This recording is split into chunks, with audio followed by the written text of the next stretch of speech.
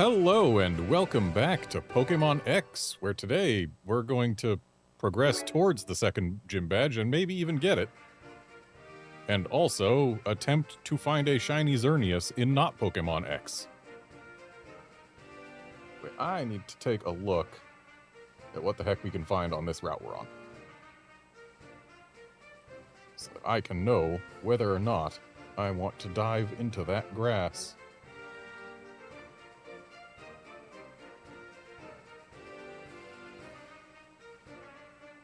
And it looks like... nah, nothing super interesting. Can get, like, Skiddo, which would be a grass type. But I don't super need it.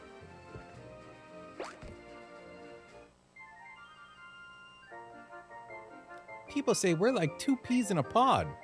They say we're two halves of a whole.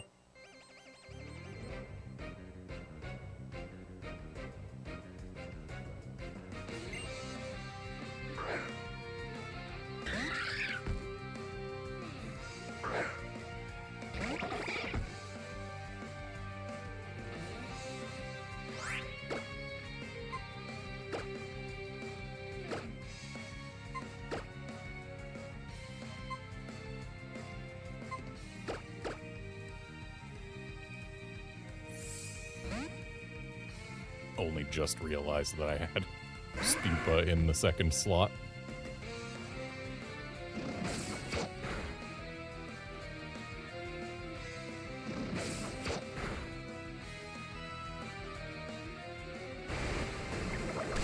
So we've got a Plusle and a Minun that have a water type in front of them, and they both chose Quick Attack into different slots.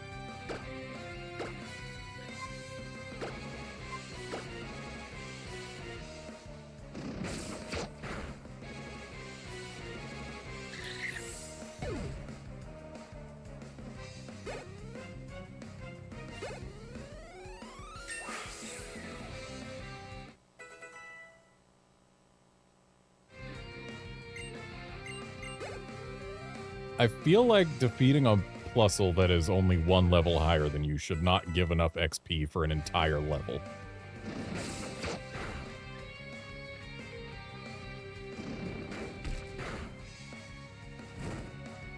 Nice burn.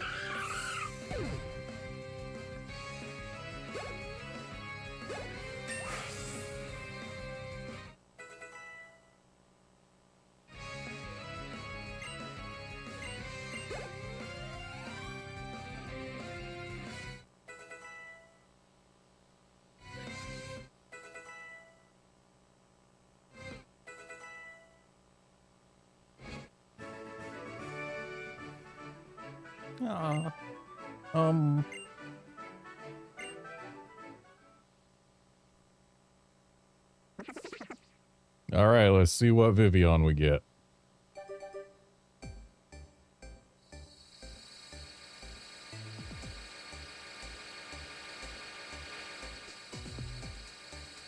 Again, it's probably going to be elegant, but it might not be. It's elegant.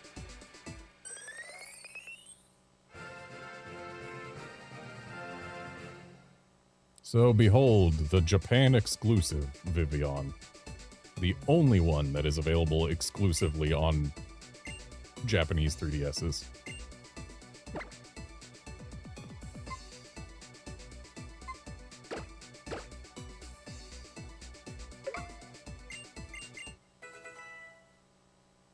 Anyway, this thing isn't going to stay on the team. It's just here for now.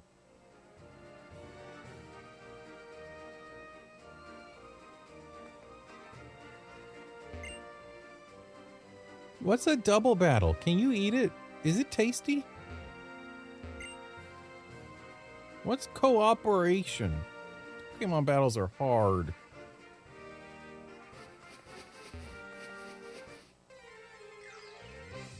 Oh, hello, Horde battle. Goodbye, frame rate.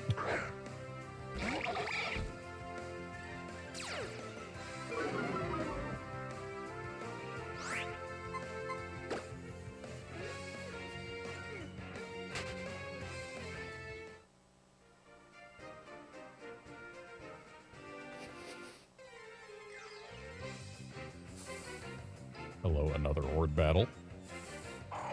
Goodbye again, frame rate.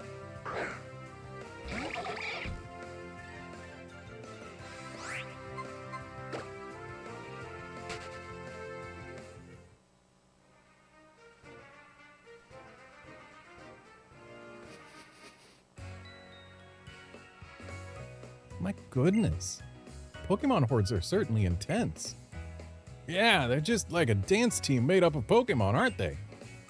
Oh, Tierno, do you ever think about anything besides dancing? Nope, even during Pokemon battles, I'm always checking out their moves. And then my feet just starting moving, too. I believe you mean just start moving? I can't even help it, you know? Like with Swords Dance, I love it. I guess that's why I can never win.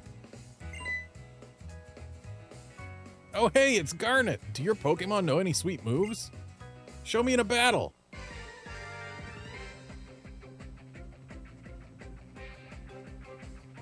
I don't know why his intro is so focused on the fact that his shirt has why am I spacing on the name?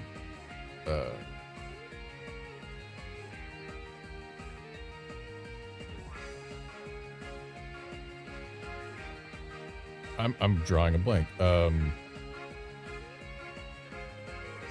Usually thinking of the names of the other Pokemon in the line helps me. But the only part I'm remembering is the Lux. Chillux? No. That doesn't seem right. Well, whatever. I'm sure it'll come to me.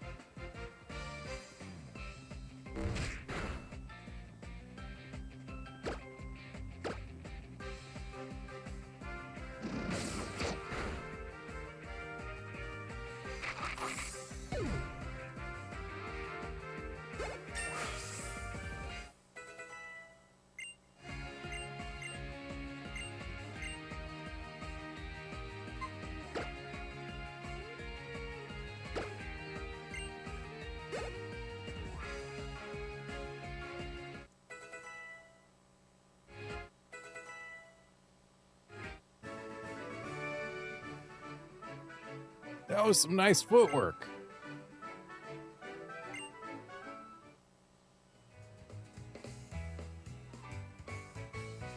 Good to see you, Garnet. Excuse me, I meant Garnet. Yeah, that's the same name. I chose my name as my nickname. You can just leave it as is. It really does seem as though Tierno can only think about dancing and moves. When a horde of Pokemon popped out, he just stood there watching them. Well, yeah, Trevs. Coming up with the world's best Pokemon dance is my dream, after all. I was born to dance. I won't ever stop, not with moves like this. That's indeed a perfect dream for you, Tierno. I guess I should show just as much dedication to my dream of completing the Pokédex then. It's good to be serious about some things. Oh, Garnet, do take this honey, won't you? You see, using honey will encourage Pokemon hordes to appear. Though if you're going to challenge a whole horde, you may want to use moves that can hit multiple targets. Vanillux, that's the name of the final evolution. Vanillite, Vanillish, Vanillux? I think that's it.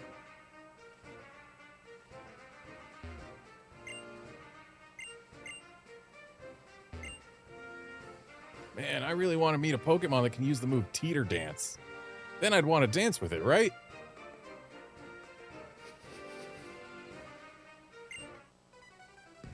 I haven't been able to sleep very well for days. I don't know if I'm up for a battle. Says a guy who would have challenged us to a battle even if we hadn't talked to him.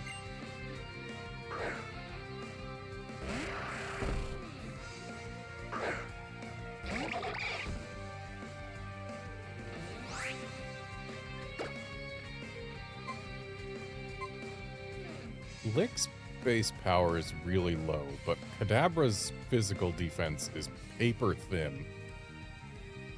And Lick is super effective. Yeah, 30 base power. So after super effective, it's effectively 60 base power versus the effective 90 base power of Water Pulse. But I think the difference in Kadabra's physical versus special defense might be enough to make Lick at least, like, equally valuable?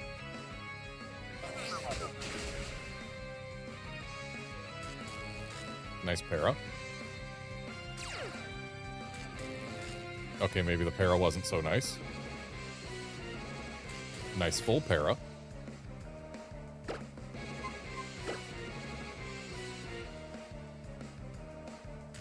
Bad full para.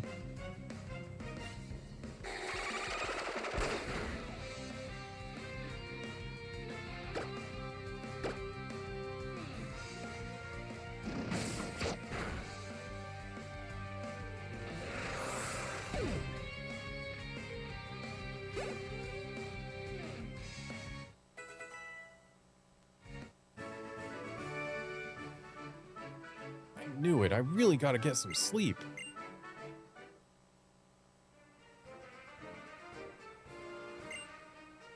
It's impossible to get a wink in with the Vital Spirit ability.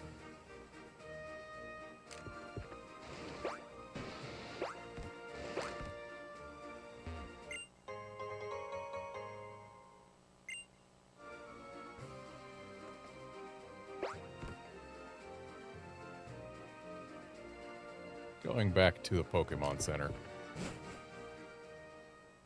to get rid of this para on my frog. And I suppose also to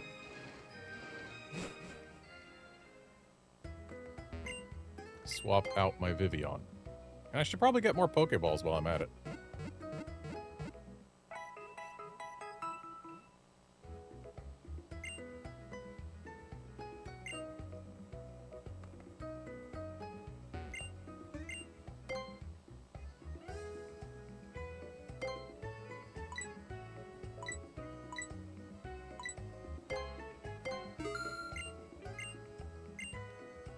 It's still only one Premier Ball per purchase.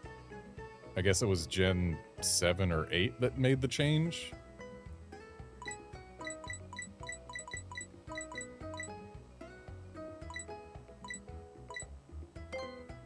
Yeah,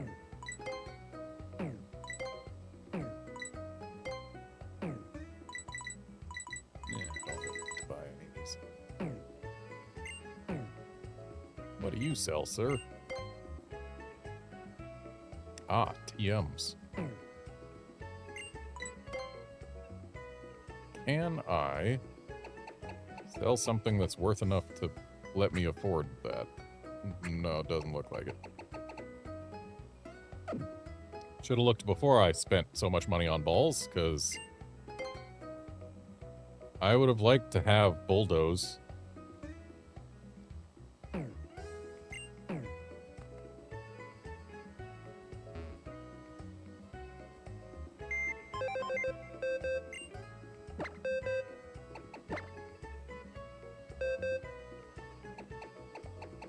Who do I want instead of Vivian? I guess, Pickup.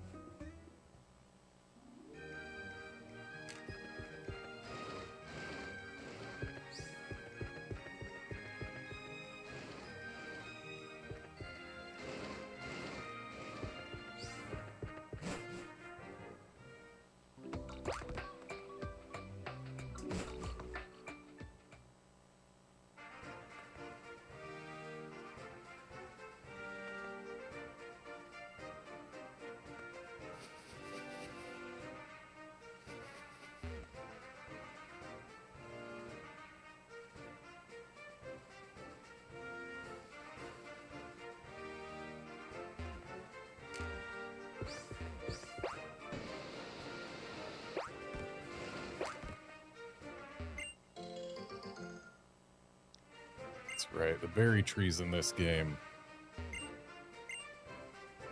they drop like 1 berry a day.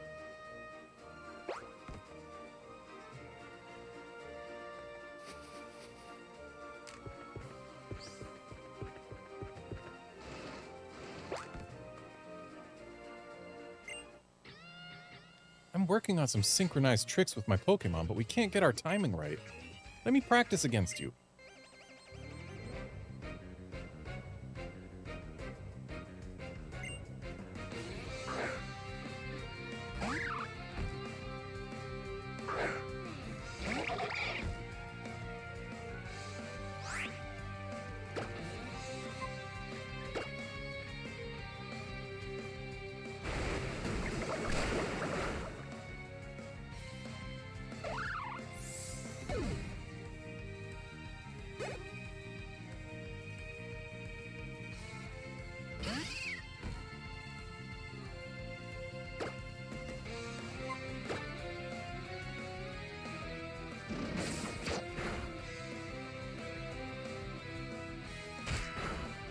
Not gonna lie, it kind of hurts me deep inside every time the frame rate drops significantly.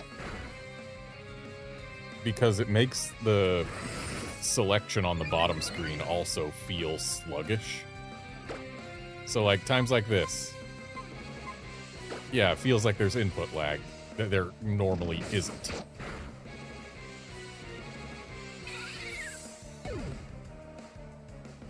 And like, sure, this isn't a fast-paced game, so it doesn't ultimately matter if there's input lag or not. It doesn't feel good.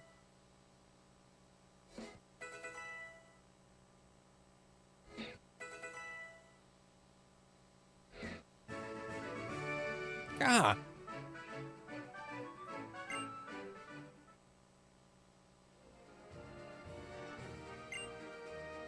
I just want to come up with a stylish trick that works in both Bunnelby's and Skiddo's cool moves. Ah yes, Bunnelby is known for cool moves, that is for certain. The rules of a Pokemon battle are simple, you see. Rule 1, battle. Rule 2, win. But that means that not everyone in a battle can follow the rules.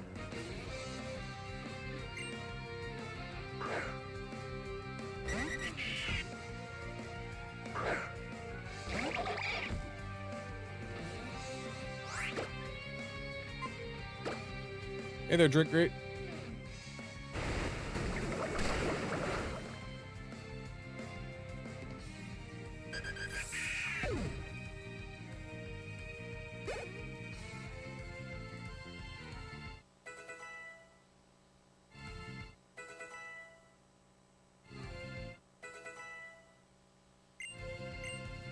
There we go. Been waiting for Thunderwave.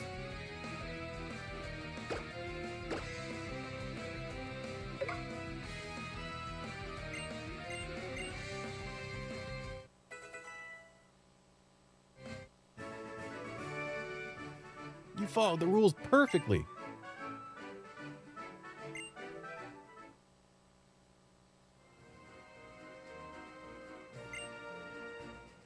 Route 5 is our street, you know? We call it Versant Road. is the place to be if you want to see some sick skating tricks and hot Pokemon moves. So I am going to mispronounce all of the French names. This French is not a language that I have learned. And it has some different pronunciation rules than many other languages that I am familiar with, more so than French. There's an item hiding there. There has to be.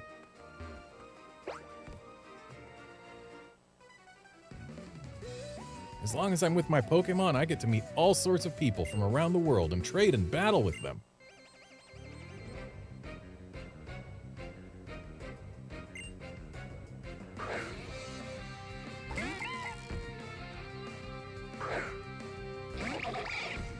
Like, the name of this road would probably be Versant instead of Versant.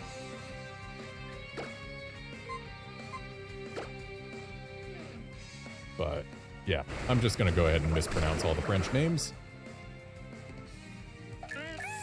Because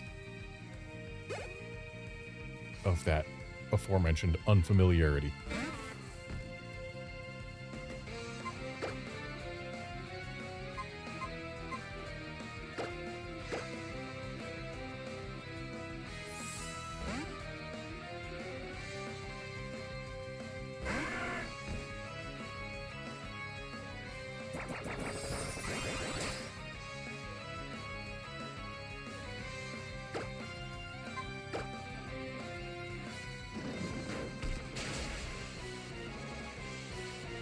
Really wish I had a better fire move than just Ember.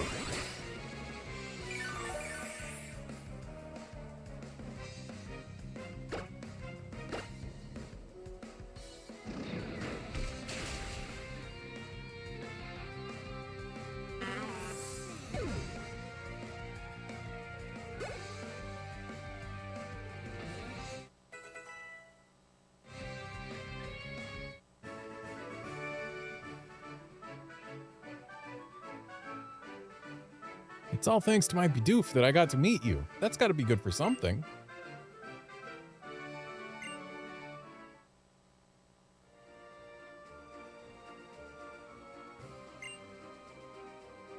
Being with Pokemon helps broaden your world. All right, let's go get that definite item that's hiding here.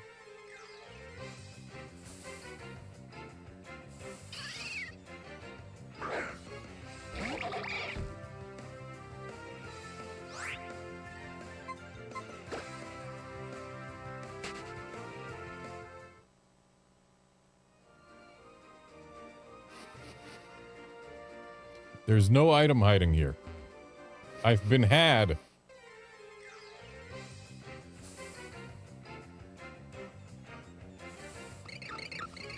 Goodbye, frame rate.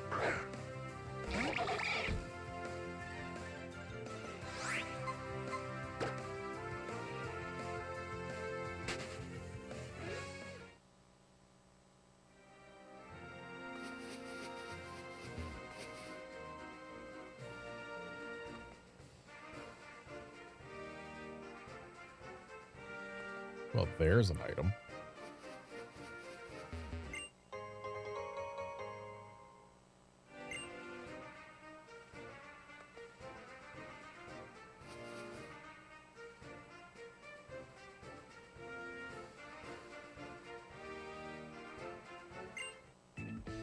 You look like a seasoned traveler. I bet you're good at battling, too.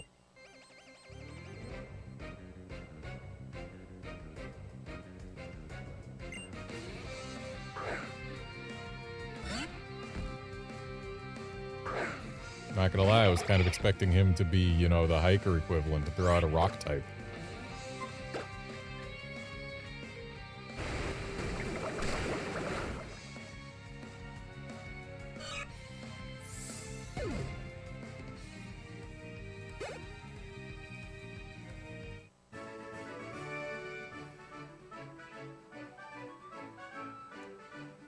You're just as good as I thought.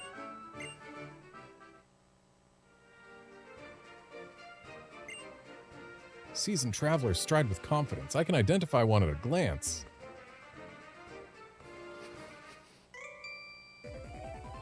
Hi, want to know why I always wear shorts when I walk through tall grass?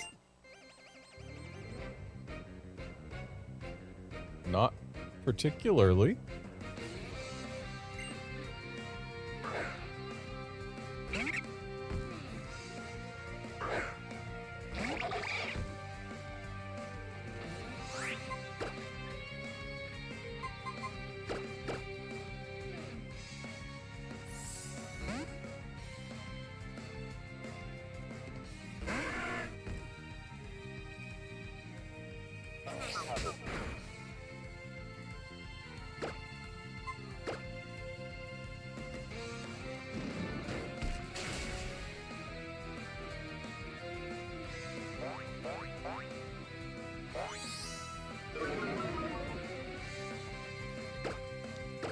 Part of me wants to keep this thing a Charmander until it's level 37 and learns Flamethrower.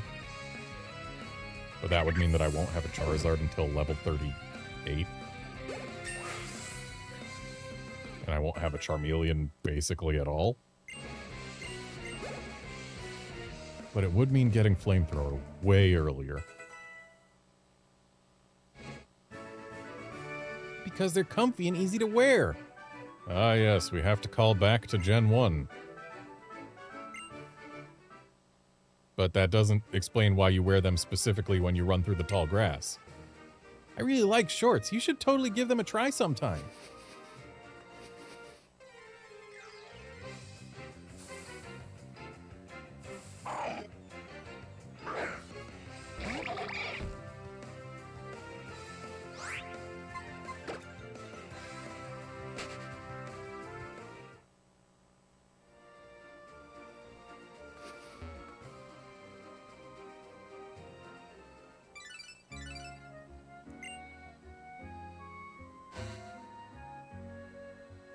Thank you for using the Holocaster.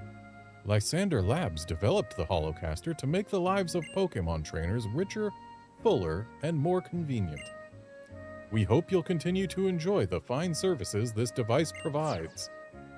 Imagine if you bought a telephone, a cell phone telephone, and every once in a while you just received an actual phone call that basically said, thank you for buying a brand of phone that you bought. We strive to make great products that you will enjoy. Bye! People would riot if they received a call from the company they bought their phone from saying, thanks for buying this phone. We are advertising straight to you. Goodbye.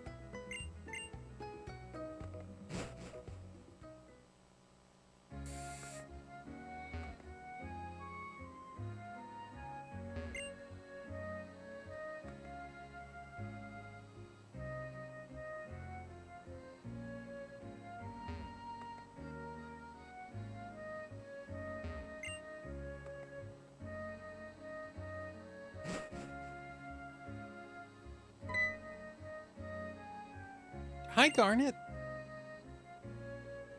An acquaintance of yours? 2 visitors to Chabonneau Castle. I can't remember the last time we've been so busy. This castle, chateau if you will, was a manor house of a noble family. It may be a little run down, but that's because there's history to this place. During that history, the owners of this castle gave away a lot of their stuff to everyone. So that's why it feels so empty. The end. That's it? Don't you have anything related to Mega Evolution? That's it. What in the world is Mega Evolution?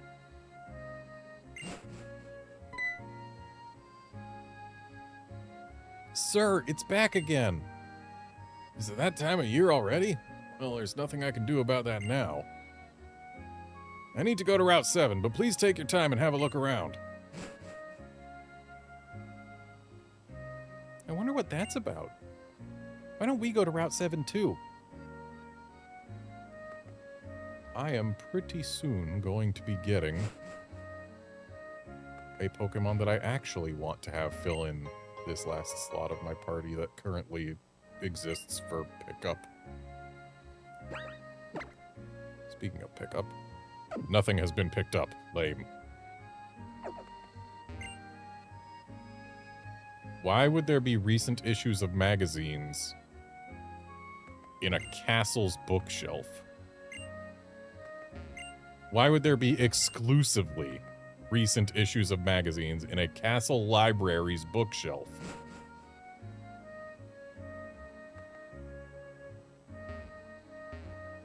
Why can't I get on this bed?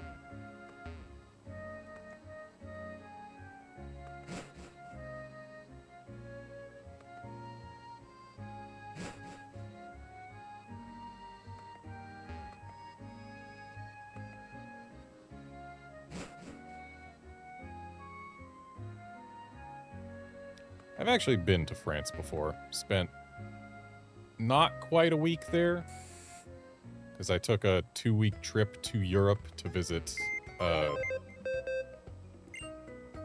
suppose, Great Britain and France. I'm just gonna go ahead and take Zigzagoon out of the party so that we can instantly add the newcomer when we get there.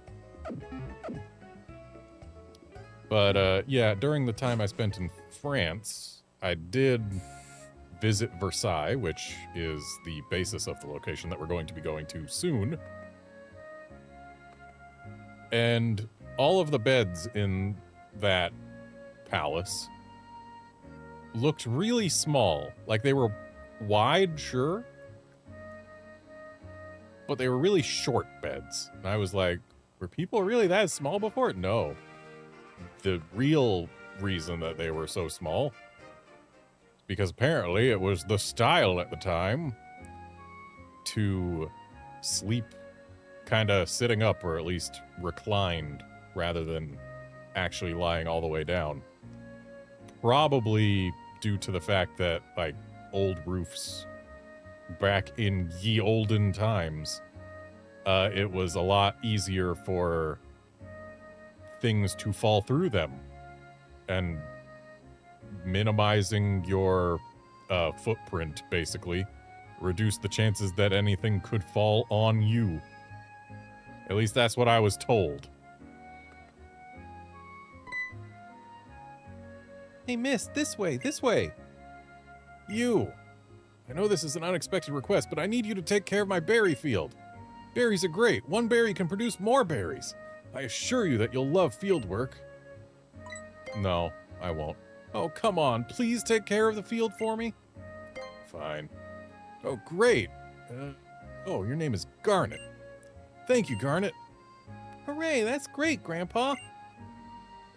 I must teach you how to take care of the field right away. Follow me, please. Plant a berry in this soft soil. Check the soil you want to plant a berry in and choose a berry from your bag. Oh, I know, I should give you some berries to plant. Well, I might as well give you these berries, too. If you find a berry in front of a huge tree, come here and plant it. Once you plant a berry, the next step is watering. Here, this is for you.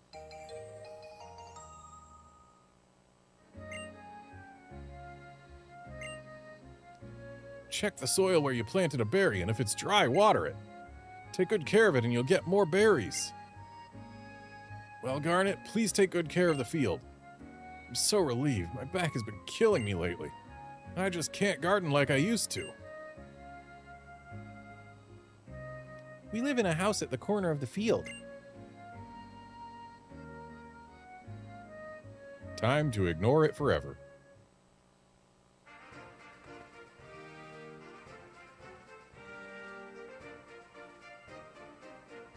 Garnet, what is it? It's a Snorlax.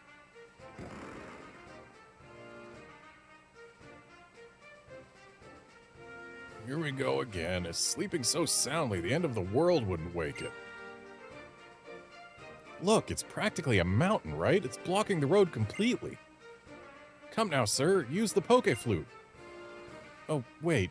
Do you even have it anymore? Nope, I handed it over. Or you could say it was taken by the owner of the palace. What? Huh? What's a Poké-Flute? Basically, the Poké-Flute is what we need to wake up Snorlax. But the Poké-Flute is currently at Parfum Palace. Oh, that's it? All we need to do is go get it then. Come on, Garnet, let's go! The Parfum Palace is just past Route 6. And at a place like that, we might learn something about Mega Evolution.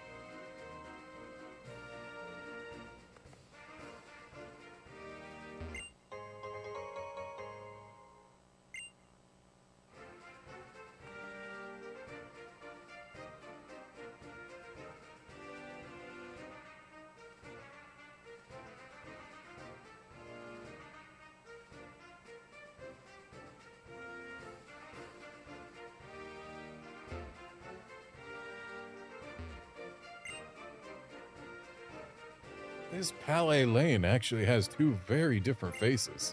One is this easy stroll here. The other is, well, I guess you'll find out about that on your way back from the palace.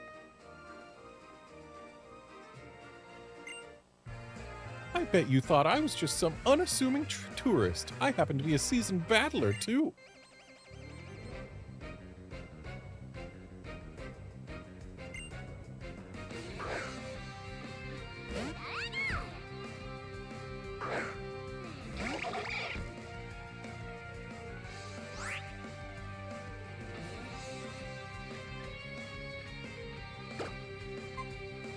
Maybe a water pulse will do. We do have quite the level back here.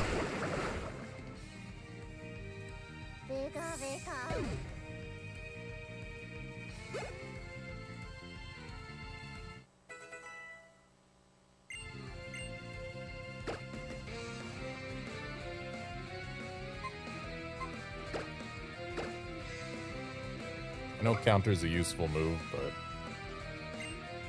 I'm not really going to get much value out of it. Not in the story mode. Especially not on a baby Pokemon.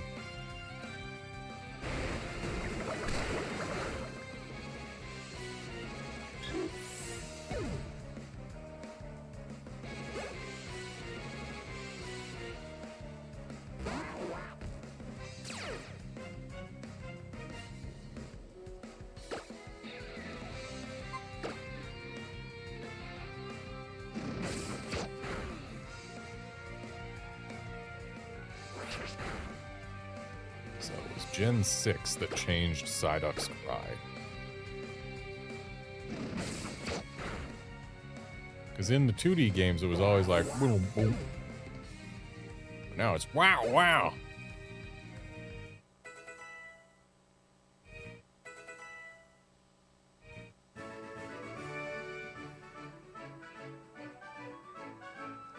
What? Hey there, Outlander, and, yeah, getting annihilated by something sturdy with counter. It happens. I believe I've had that same situation. A Pseudo-Wudo countered and annihilated something after a sturdy. I wish I could take your Pokemon home with me. Just joking, just joking. I couldn't separate your Pokemon from a fabulous trainer like you. Why do I travel? And why do I battle? Allow me to demonstrate.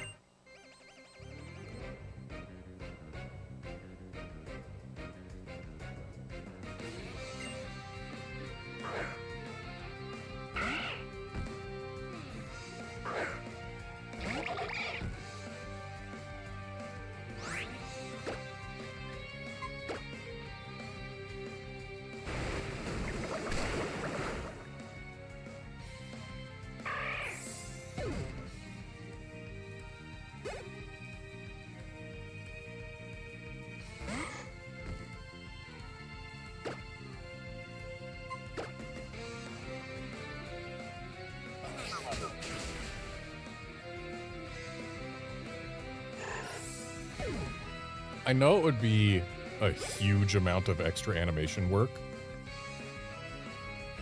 but it'd be kind of neat if the Pokemon Company ever decided to actually put in the effort and give Pokemon more than 2 attacking animations.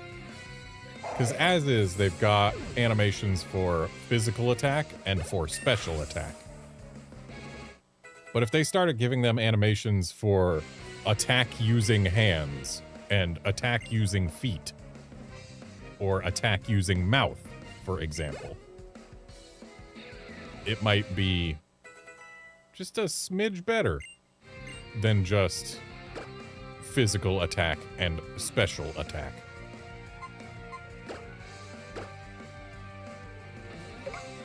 It'd add that just little bit of polish to the game if the Pokemon actually used the correct parts in their attack animations. Did you see your Pokemon smile just now? And I think I am going to go ahead and have Charmander just stay a Charmander for way too long.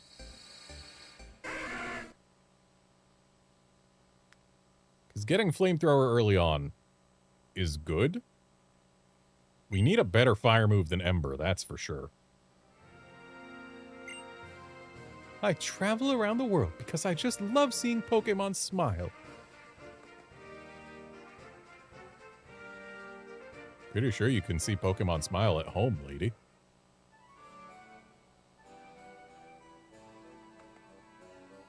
Now, let's, take the trip back. I can see it on your face. I can feel it in the air around you. You're a trainer who loves her Pokemon.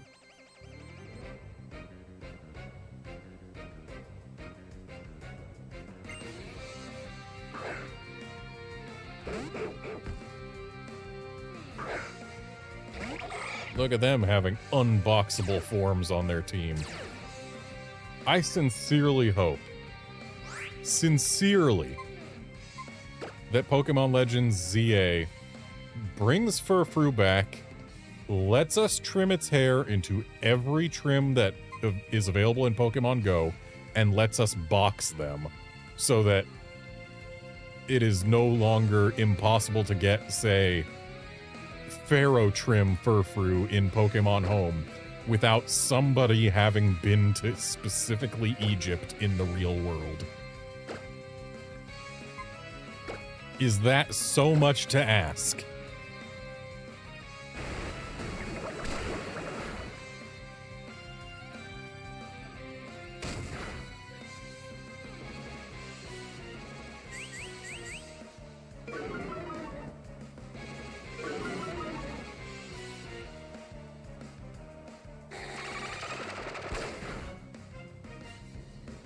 Yeah, I'm gonna go ahead and swap Ralts out.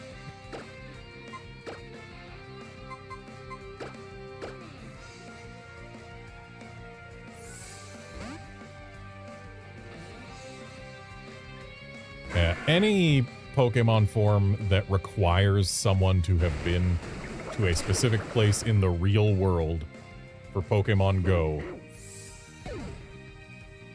needs to stop.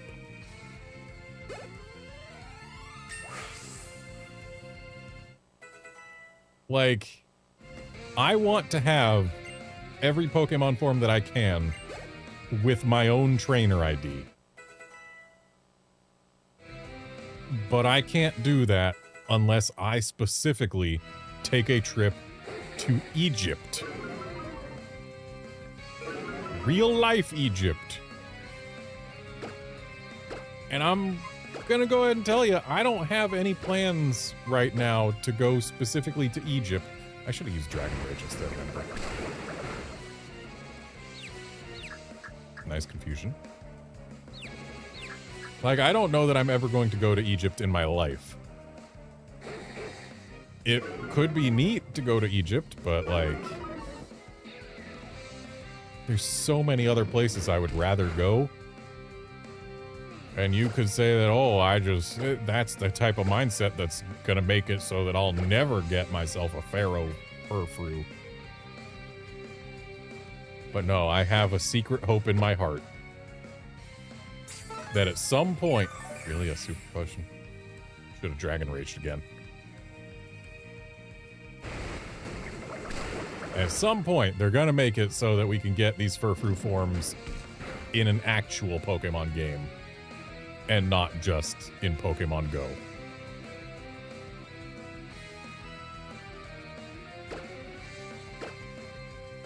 Curbster, what those badges are is they show you,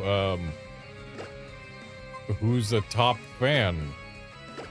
I don't know what the context is, because, like, some people have had the number 2 or number 1 who I barely ever see in my streams, but then again, maybe they watch a lot of my streams. And yeah, Curbster, you've got the number 1 spot right now for having 50 XP. I don't know if that's specifically for this stream or what, but like, you're there. Now I'm head over heels for your fantastic Pokemon. Good effort, my beloved Furfrou. You're the best.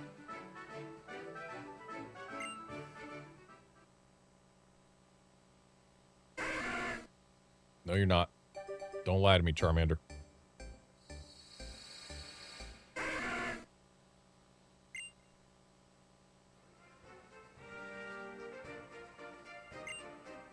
I've been competing with my wife over which one of us loves our Furfrou the most.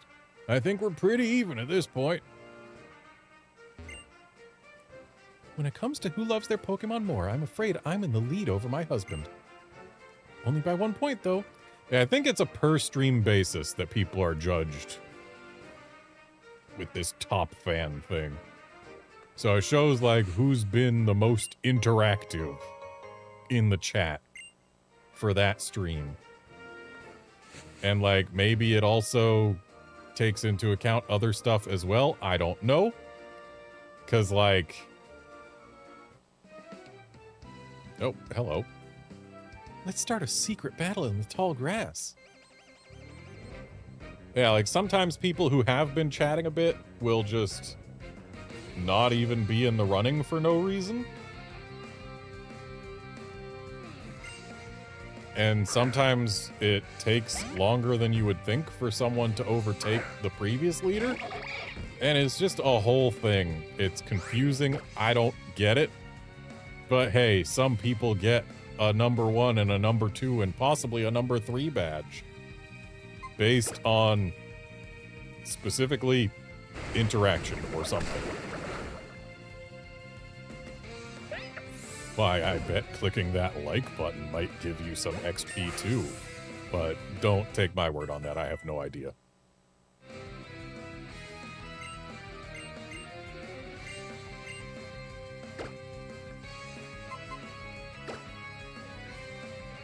Okay, Round is gonna do better for us than Growl, that's for sure. This Frogadier here is at least slightly geared towards special attack. So having a special type, special normal type attack, in addition to quick attack, it doesn't hurt.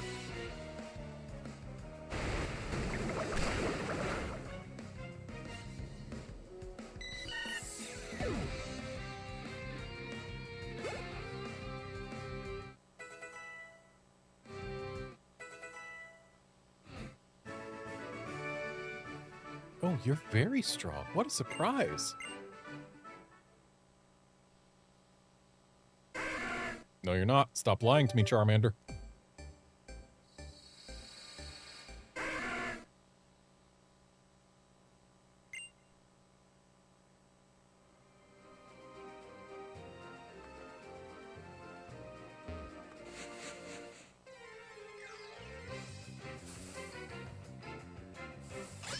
There it is.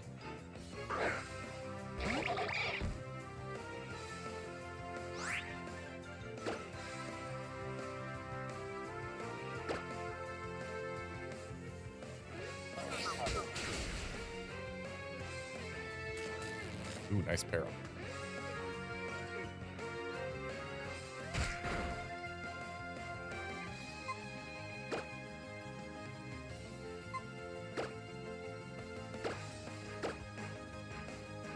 Yeah, Curvester, Charmander might be confused, but I would rather have it learn Flamethrower at 37 than at 47.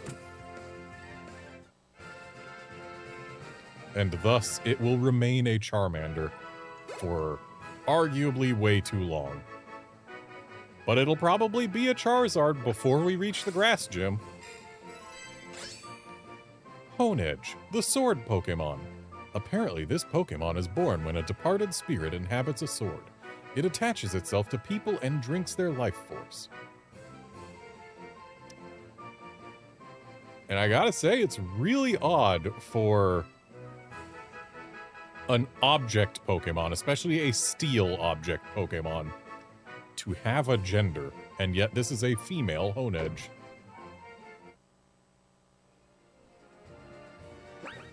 And let's just check out her nature. Defense down, special attack up. That is not great.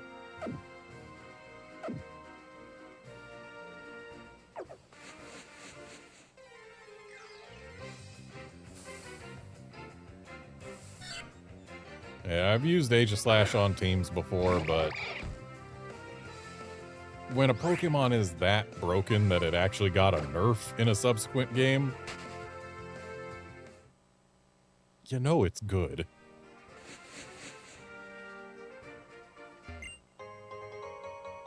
Plus, I just like Aegislash to begin with. Ghost and Steel have generally been my two favorite Pokemon types. And thus, a Ghost Steel type is right up my alley.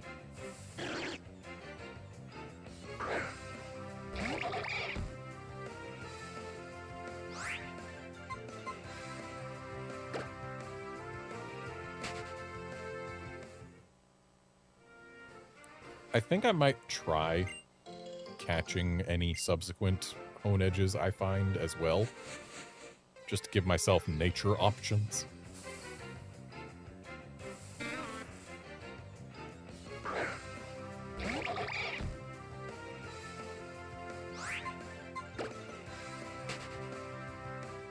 So having both a Honedge and a Lucario on my team is doubling up on Steel. It won't be the first time I've ever done that. But is it something I actually want to do? I mean, Lucario would be the one that I would drop if I drop one. Maybe if I find a particularly good grass type. Zoom, zoom, zoom! With my shorts on, I can run like the wind!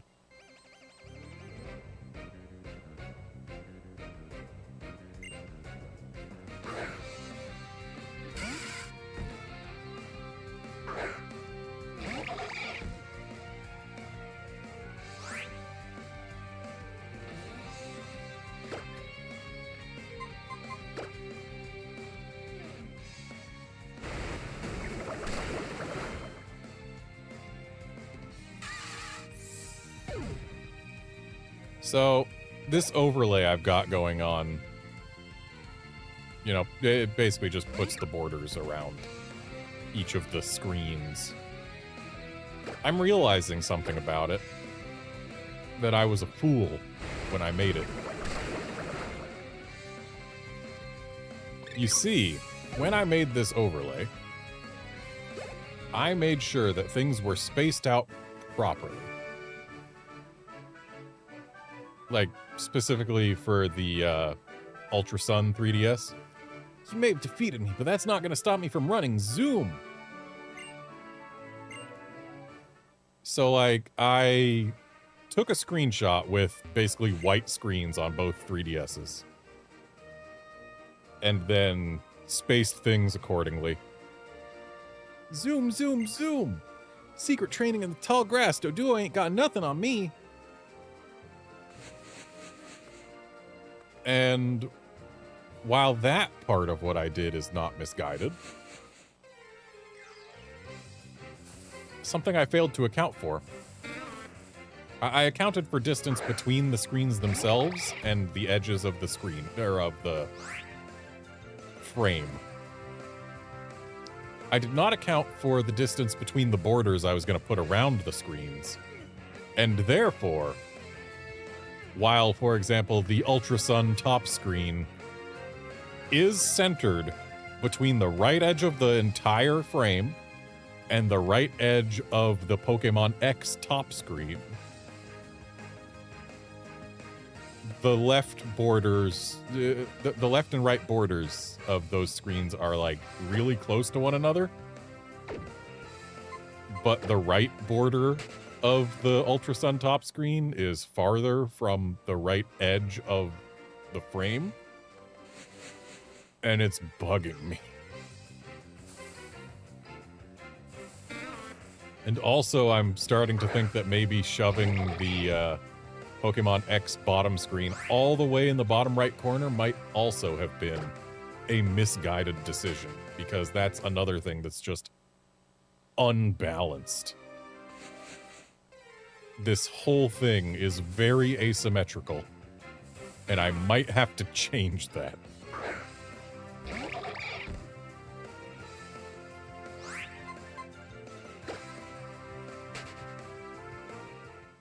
Of course, changing that is going to have to be a between streams thing.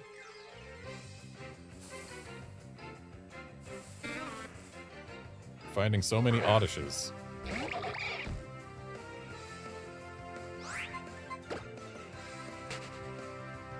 I need to find another Honedge is what I need to find.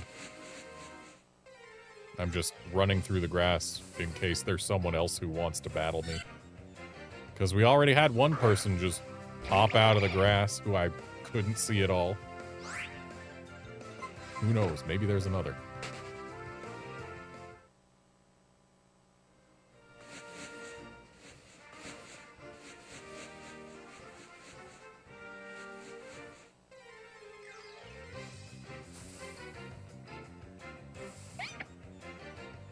Oh, hey, an Esper.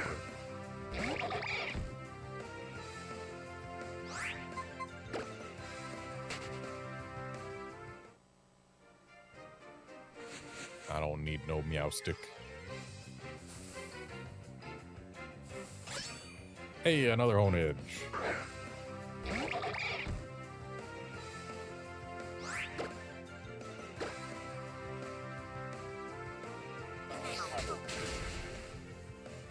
If his nature isn't significantly better than that of the Honedge we already have, he's gonna stay in the box.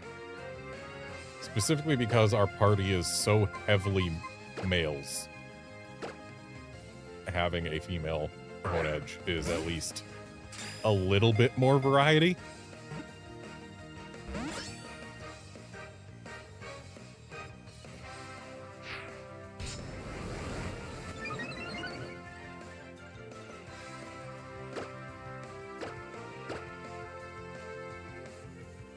But if it does have a significantly better nature, then, well, we keep it.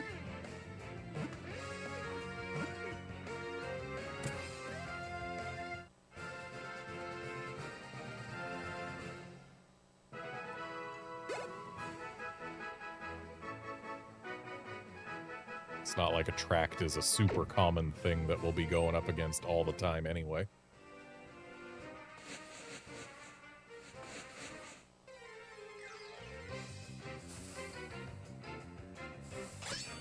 Oh, hey, another Honedge. Not gonna lie, I would love to find a shiny Honedge, but I'm not about to sit here shiny hunting it. Shine. That is 3 for 3 with Para from Lick.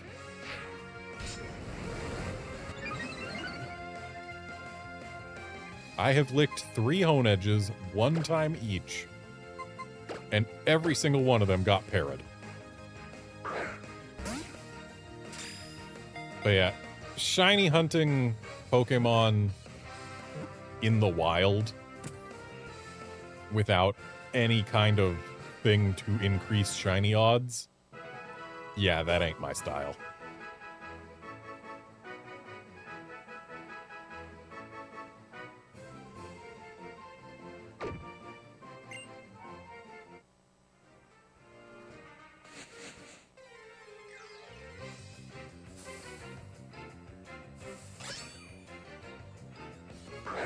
You know, Outlander, talking about Mega Mawile and Tinkaton in the same game,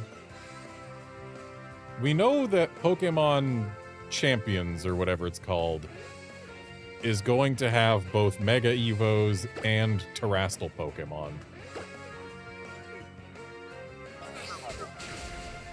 But are they going to make it so that you can only use one of those mechanics on a Pokemon at a time? Or are we perhaps going to see, like, Terra Normal Mega Kangaskhan being a menace? Or Terra Fighting Mega Kangaskhan would probably be more of a menace, but yeah.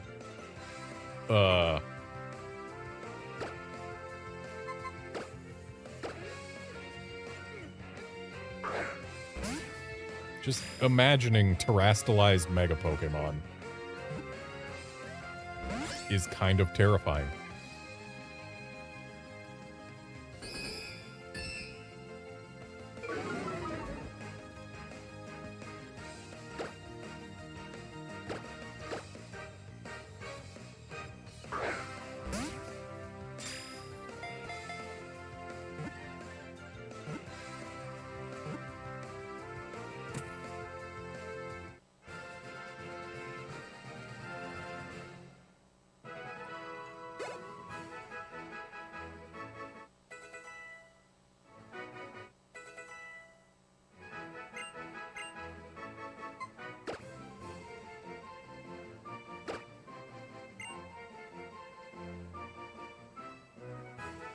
And now I'm imagining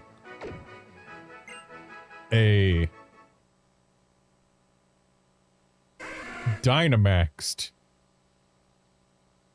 Terra Steel Mega Charizard Y or something. But no, Dynamaxing Charizard was only good because G-Max Charizard had a ridiculous move. Fine. Dynamax Terra Steel Mega something. Just 3 mechanics that don't rely on, well, 2 mechanics that don't rely on a held item and 1 mechanic that does. All mixed together would result in absolute menaces to society.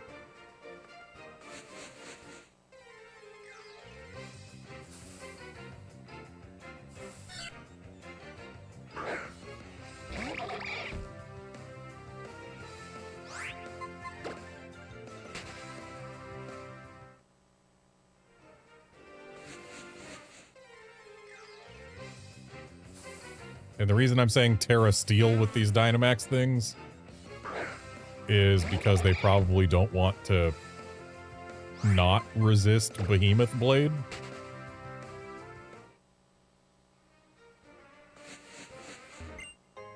Because the moment Dynamax comes back, Zacian's making a comeback in a big way.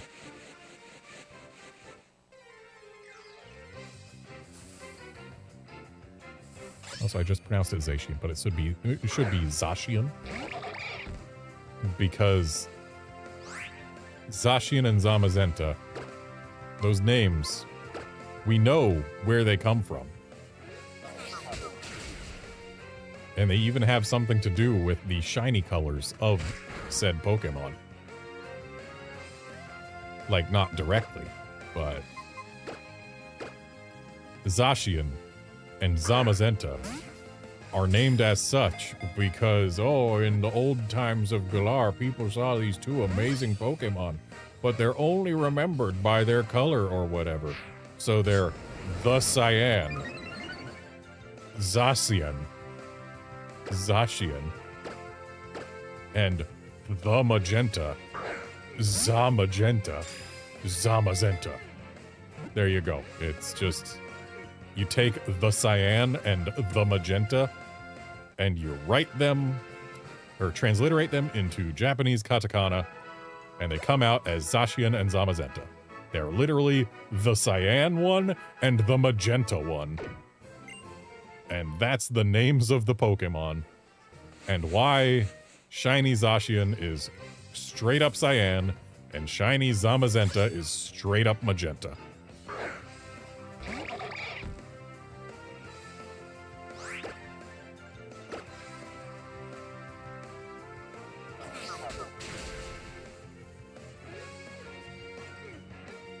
certainly among the least interesting names that we have ever gotten for legendary Pokemon.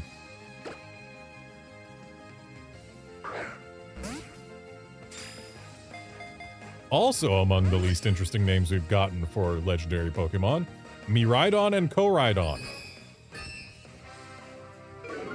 Because Mirai is Japanese for future, and don is a common suffix for, like, dinosaurs.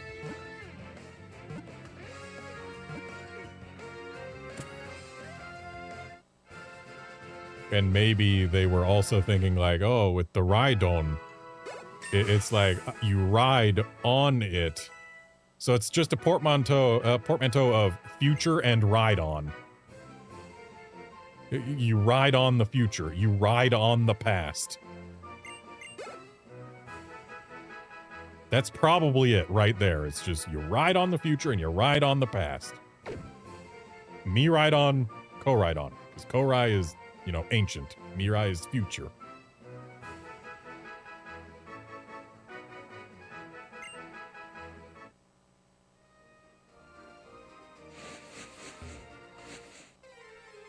Well, Curbster, if you always forget which one is Zacian and which one is Zamazenta, look at the colors. The blue one is Zacian and the red one is Zamazenta. Because the cyan one is cyan and the magenta one is magenta.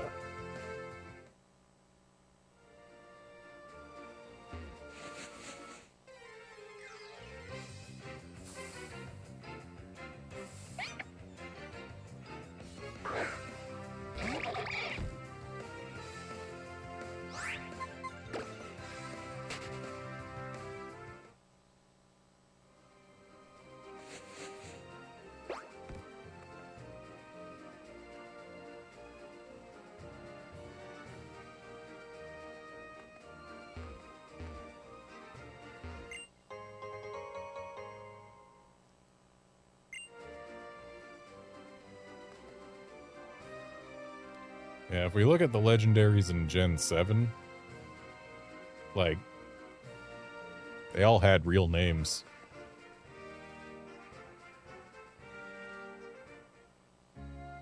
Like, we have the Tapus, who... Tapu has some actual meaning in a Polynesian language, I believe. It's basically just, like, a word for deity. And then Coco is meant to be based on the sound that a rooster makes because, hey, it looks like a rooster. Feeny, hey, look, it's got fins because like a fish.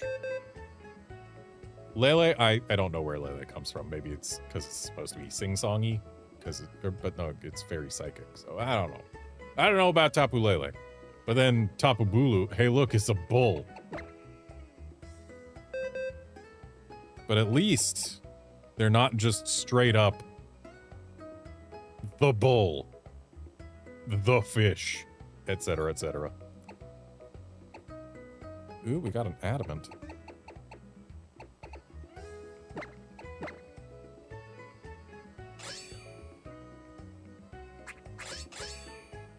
Yeah, I think we gotta go with the adamant one.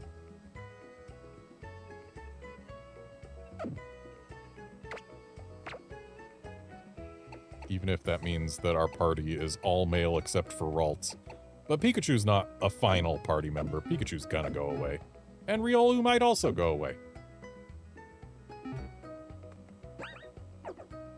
Yeah, Pikachu is absolutely going away because every Pokemon on this party has to either be from Kalos, eventually, or interact with Kalos' primary battle mechanic, which is Mega Evolution, even though I will never click the Mega Evolve button until we're in the Battle Tower. Or rather, the Battle Maison.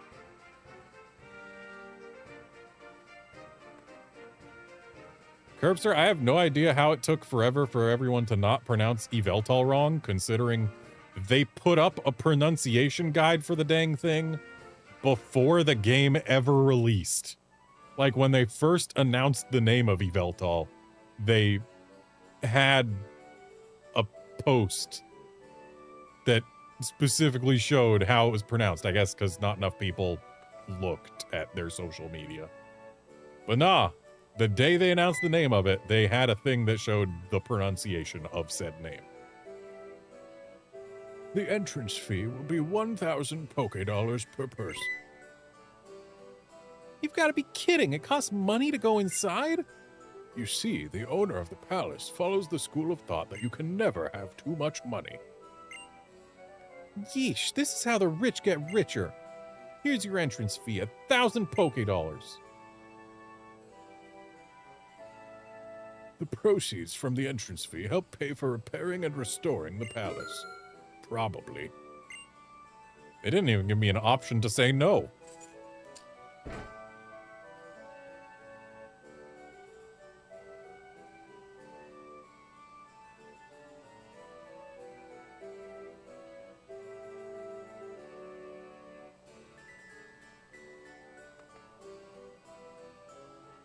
Then we go to Gen 5 legendary names. We've got Reshiram and Zekrom. The Shiram part is for Shiro in Japanese, which means white. And the Zekrom, the Kra part, is from Kuro, which means Japanese. It doesn't mean Japanese, it means black in Japanese. So the black one is the black one, and the white one is the white one. Oops.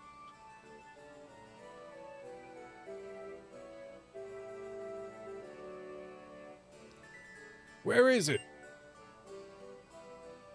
Where could it be? My Furfru! My beloved little Furfru has disappeared! Disappeared? Hey, Garnet! We should help look. I mean, if my Pokemon was missing, I'd be sick with worry. It's a statue of Melodic, said to be the world's most beautiful Pokemon. No, it's not. The world's most beautiful Pokemon is specifically my Metagross Primus. We've established this already. Via Pokemon contests.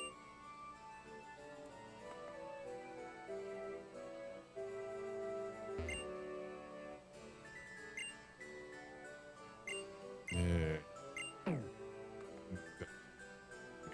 Talk to that guy. I believe there's a thing that we can grab somewhere in this palace that would actually be useful to us.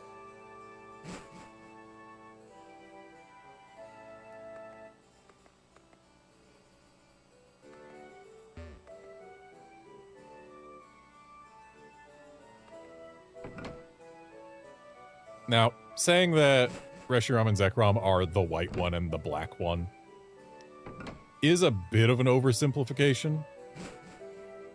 Like, there's something else inspiring their names. Like, there's a reason it's not just Shiramu, it's Reshiramu. So that part, the re, is supposed to be from something or other. I don't remember what. But, like, their names do have black and white in them. There's what we were looking for.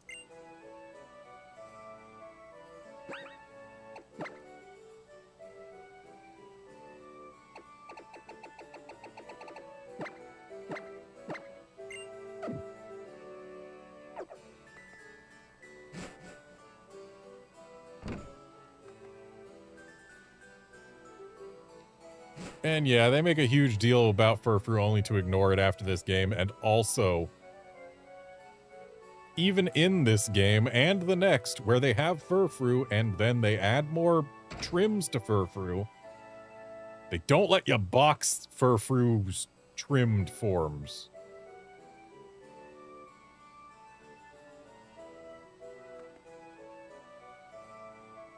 Golurk and Eevee I get. Palpitoad? Palpitoad of all Pokemon. Not gonna lie. In my opinion, Palpitoad is one of the ugliest Pokemon to ever exist.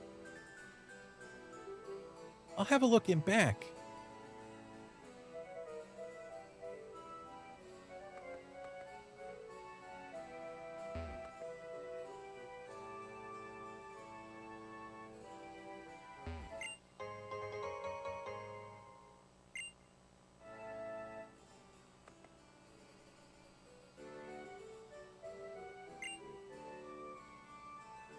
I heard an ancient king made rules about when to view this garden. Didn't he have anything better to make rules about?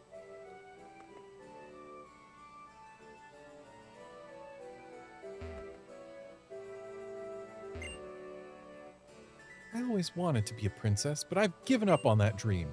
I would get lost in here all the time.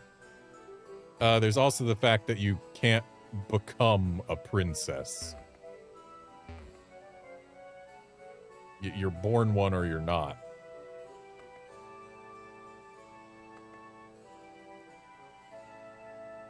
Well, I guess you can become a princess if one of your parents becomes a king or queen. The Kalos region and the Unova region must have been in contact with each other. The Pokemon statue near the entrance is Reshiram, and this statue is Zekrom. They're both legendary Pokemon of the Unova region.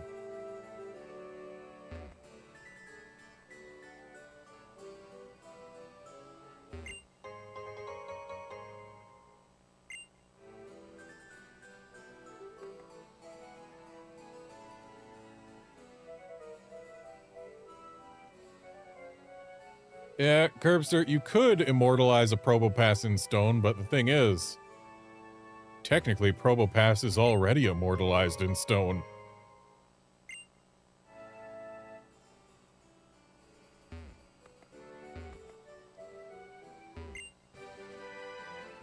Well, we needed to find that.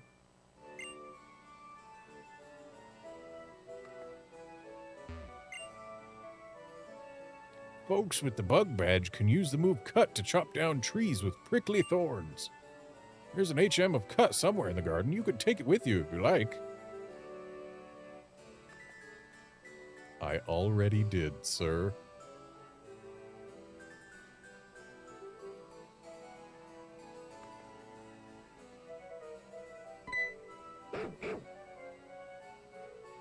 Woof to you too.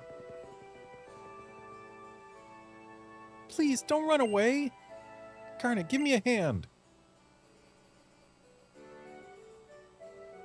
That path over there leads to a dead end. Let's split up, chase Furfrou, and corner it in there. I'll keep her from getting away, so pick a spot for me to stand. Somewhere like... over there? Over there? Let me know when you've decided where I should stand. If the two of us work together, we can solve this puzzle and catch Furfrou. And what a difficult puzzle it will be. Hey, Shauna, how about you stand right here? Wow, and what if I go like that? But then, oh, like that. Hey, look, nothing is getting accomplished. So what if we tell you, hey, Shauna, why don't you go right here? And what if I go right here? Oh, would you look at that? Hey, Garnet, are we close to cornering it? Maybe it would be better if I waited over there?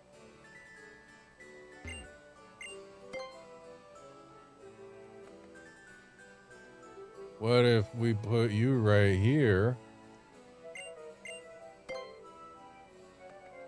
And then I go over here. And wow, would you look at that?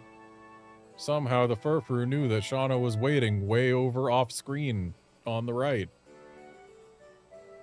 Phew, well done. We finally caught it. Garnet, you're amazing. We caught it because you understand how Pokemon feel. Oh, my dear Furfrou, my beloved Furfrou. Could you be the two responsible for my Wonderfrou reunion with my dear Furfrou? How Wonderfrou indeed! It's marvelous, simply marvelous. A situation like this demands fireworks. We shall put on a show. Boom, boom. My Pokemon and I are reunited. Our bond has been proven. We'll commemorate this joyous occasion with a tremendous fireworks display. And it will also serve as a reward for the tiny bit of trouble you went to. Rendezvous at the balcony. Do you understand? Rendezvous. You can reach the balcony from the hall with mirrors on the second floor. Maybe Furfrou would have been better off if we hadn't found it. If I were a Pokemon, I'd hate to have a trainer like that. But I really love fireworks, so let's make the best of it. So this fireworks scene that's coming up is one of those where it looks much better if you're playing the game at night, but I am not, and therefore it's going to be a little bit lackluster.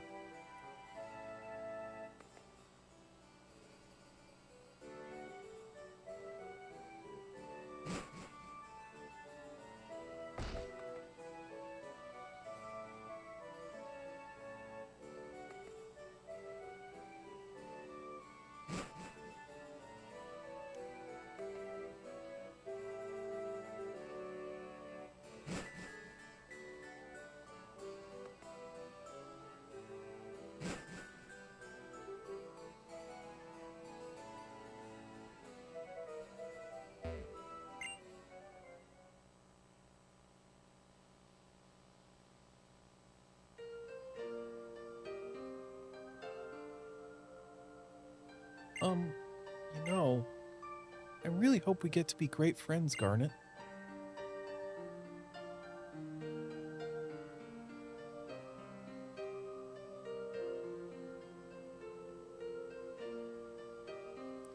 We haven't even seen them yet, but I know I'll never forget these fireworks.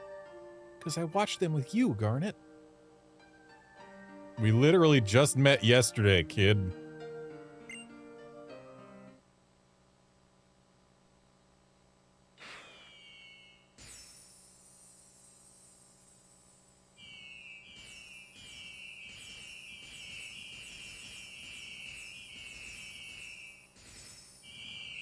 I swear, it looks a lot more impressive if you're playing at night. Also, hey, you can use the 3D mode for specifically the fireworks scene. Wow, that was amazing. It would have been better if they did it at night and if the garden didn't look like a freaking Mode 7 map right now, but I never ever want to forget this, so I'll keep this memory in an album in my heart. Did they seriously freaking Mode 7 the garden? I don't think I ever noticed that before.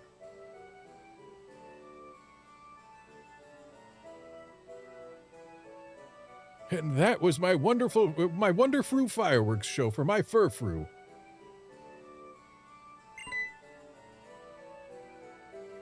I assume you're satisfied with that. Oh! I almost forgot.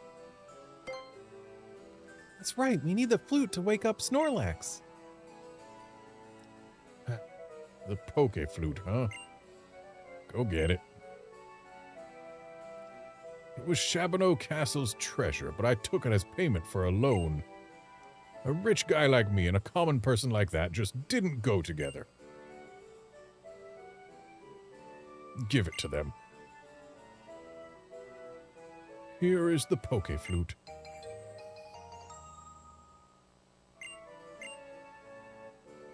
Listen well, you two. Always return what you borrow. That's very important. I want to make lots of memories on my journey, but I think I'll try and forget about him. You can't imagine how stressful running this place is for him. That may be so, but... Oh, that's right. Mr. Butler, do you know anything about Mega Evolution? I remember reading a book on that subject in the palace library. It had something to do with what you'd now call a trainer holding a mysterious stone high and making Pokemon evolve even further. Also, it's not much, but I would like you to have this.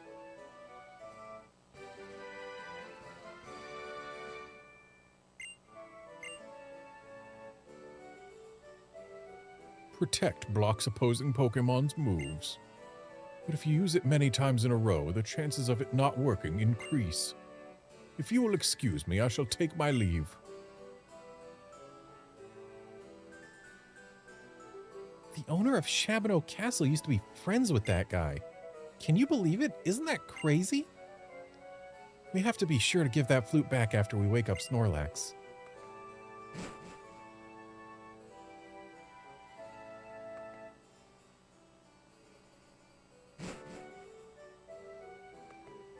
I wonder where this castle library is.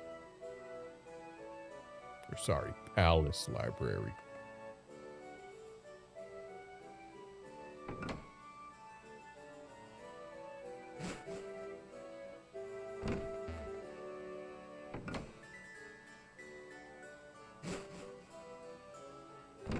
Wait, was that it? Oh yes, books about Pokemon science and geography. Which I guess is at least a little bit more expected than the latest Pokemon magazines. There's a book called The Transforming Pokemon and the Mysterious Stone on the shelf. It's about a certain incident that occurred in Shalur City. Something about a Pokemon that changes its form at the beginning of a battle. The person next to the Pokemon is holding a mysterious stone. Could that have something to do with it? Wow, they've got that same book on multiple different shelves, apparently.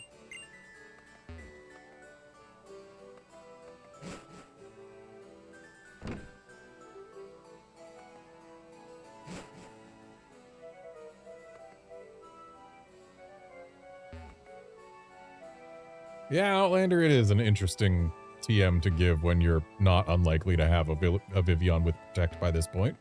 In fact, I've got one with myself. Just not on the team because I kicked it off the team as soon as it evolved. I just wanted to see which form of Vivillon I was going to get in this game because I forgot what region of Japan I had this system set to. But it's probably Chiba because Chiba is where I lived for a year and a half.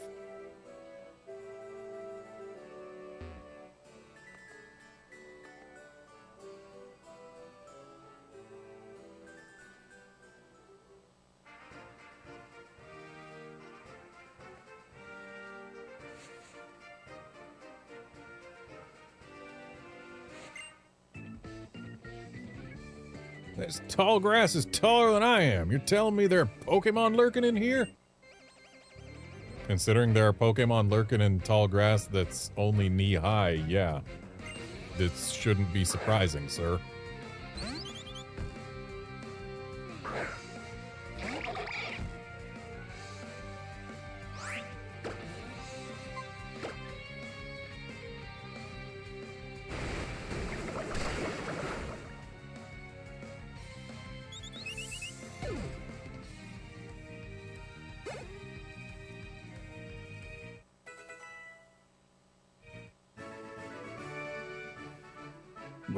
I love finding my... Whoops. Pressed A on the wrong system.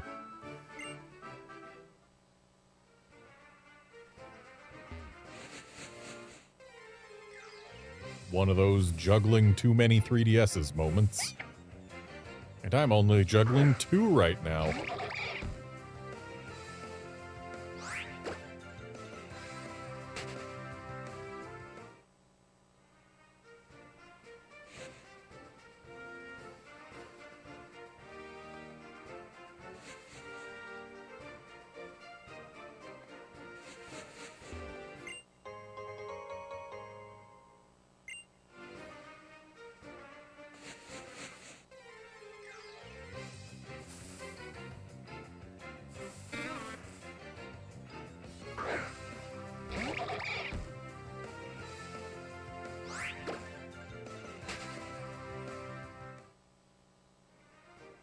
I do find it interesting that Gen 6, they redid the old Pokemon cries.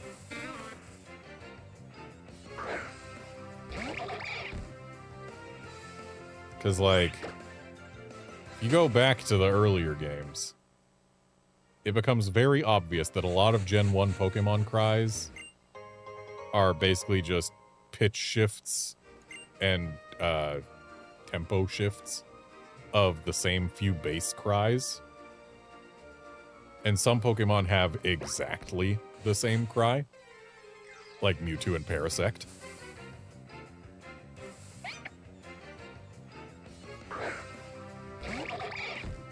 But now here in Gen 6, we've got, you know, the Gen 6 Pokemon have cries of higher audio fidelity, and they had to change the older Pokemon cries to make them not stand out against them so much. So yeah. Think you can defeat a man at the peak of his happiness? Think again.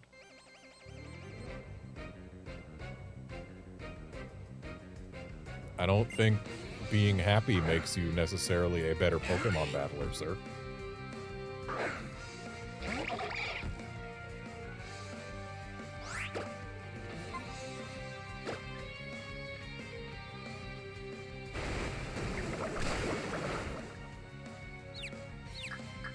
Nice confusion.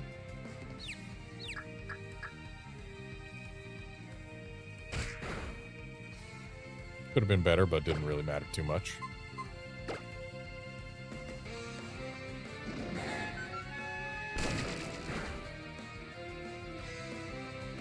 Nice unnecessary crit.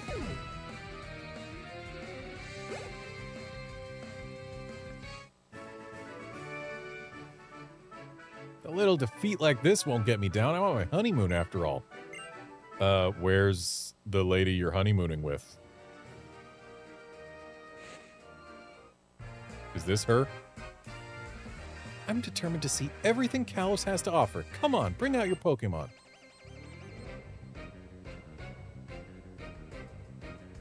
Yeah, Curbster, this is the last time we saw a new evolution, and it'll probably stay as such until we get a new type added. Well, I can't say specifically a new special type because special types aren't a thing anymore. So never mind. Like, there's always the chance that they just decide to add new evolutions for existing types. But they've never done it so far. I don't think they're gonna start.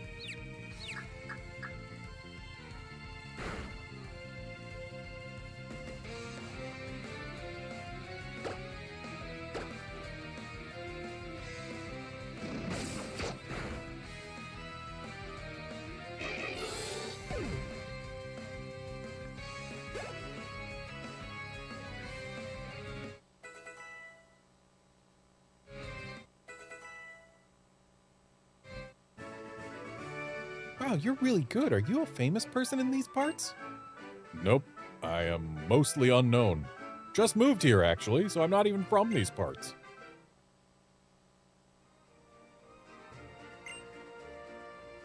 They should really write about you in a travel guidebook.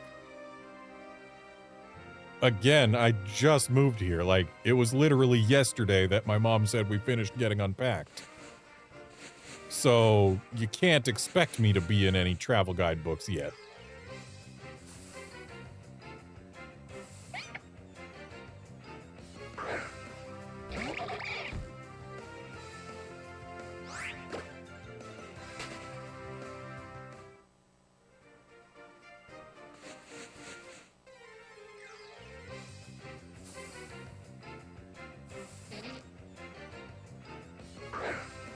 Yeah, Curbster, they've never added an evolution for an existing type before.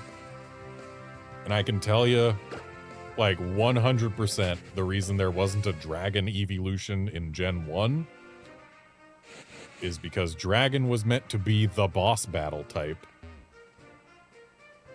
And adding an evolution for it, and thus making a dragon available so easily, you just have to get the right evolution.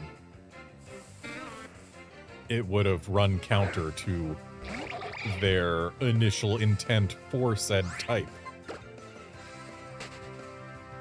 And then adding a dragon evolution later, like, dragon would still be... Well, actually, no, they have once added an evolution for an existing type, Espeon. Whoops. But, nah, it's...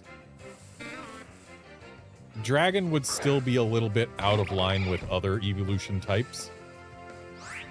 Simply because it resists 3 very common types. Eevee is usually obtainable fairly early on.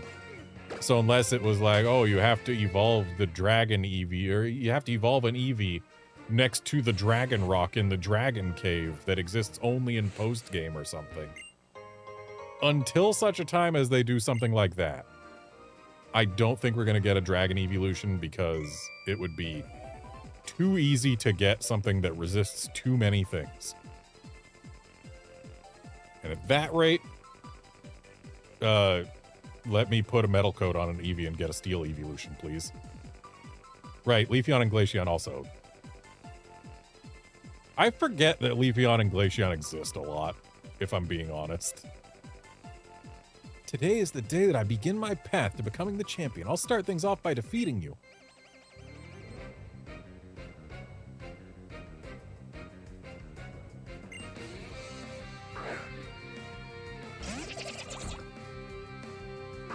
Now, does this Krogunk have dry skin?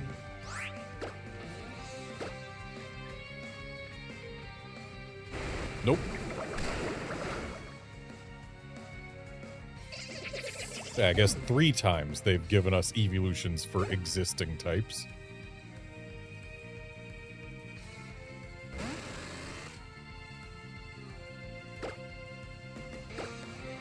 And 2 of them were given to us at a time when those types had already experienced the physical special split. So I guess there are no real rules for them giving us new evolutions, but yeah, I wouldn't expect a dragon-type evolution anytime soon. Just because of what the dragon type was originally meant to be, what it resists, and when you tend to get EVs in games. Generally, if they're going to let us have access to a dragon type early on in a Pokemon game, it's going to be something that either doesn't become good for a long time, or something that just never becomes good.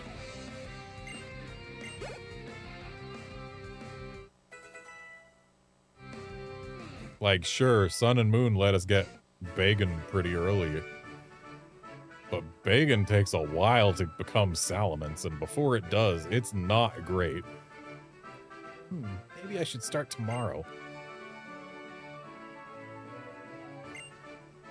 But if they give us a fully evolved dragon, like, as soon as we can get an Eevee, effectively, yeah, that would be too early. Says a man who talked about Bagon and Sun and Moon, where you can get a level, like, 8 Salamence. But it's rare.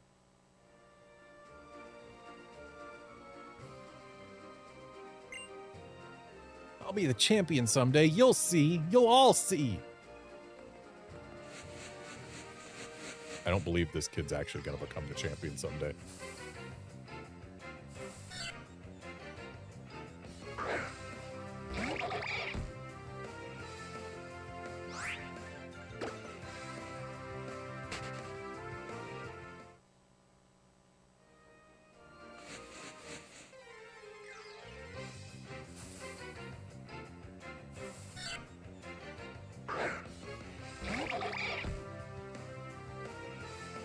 Well, we can't say that every evolution came with a new Pokemon type.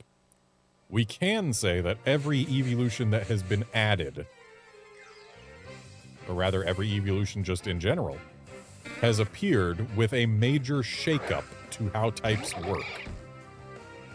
Flareon, Jolteon, and Vaporeon showed up when types first came into existence, which one can argue is the most major shakeup of them all. Going from nothing to having a type chart.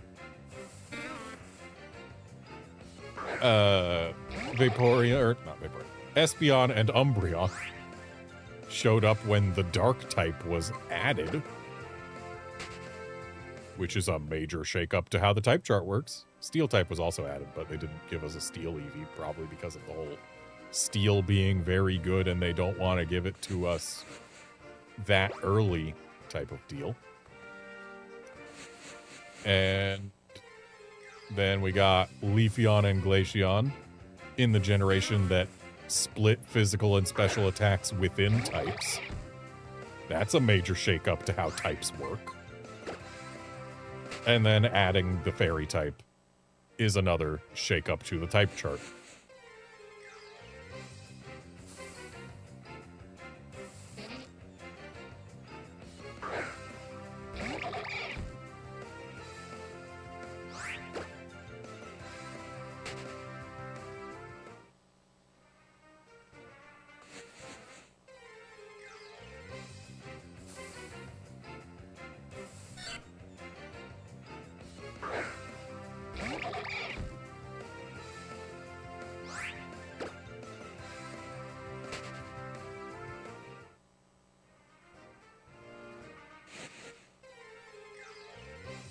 Sure would love to get more than 2 steps without an encounter.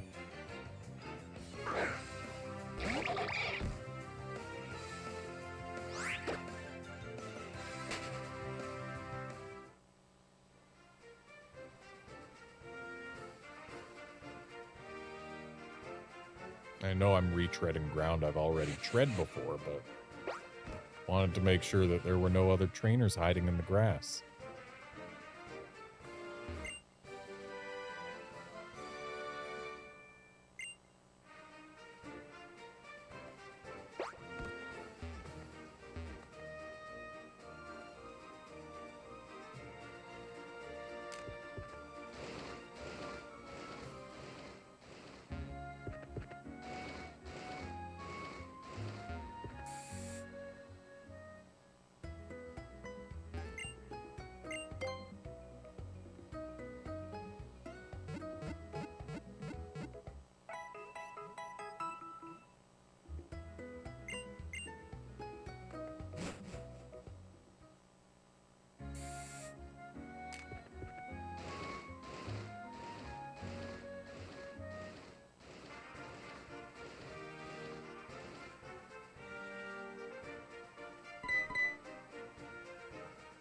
Oh, it's you two.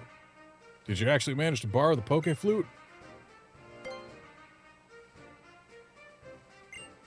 Thanks. Well, you're the only one who can play it, right? Snorlax can be grumpy when it wakes up. It might attack. I'll play the flute right now, but are you ready to stop it? Not quite yet. Let me know when you're ready. I'll really put my heart into this performance.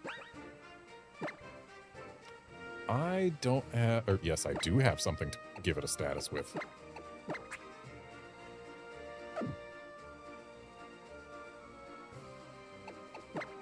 And because this is something that we can only encounter once, I am of course going to save and attempt to capture it.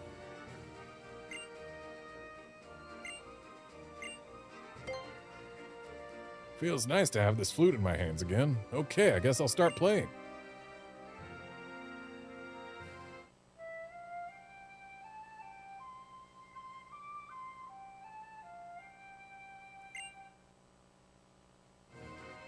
Don't lie to me, game.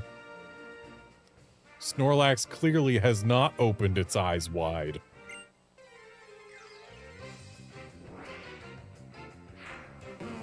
Wow, look how wide open those eyes are.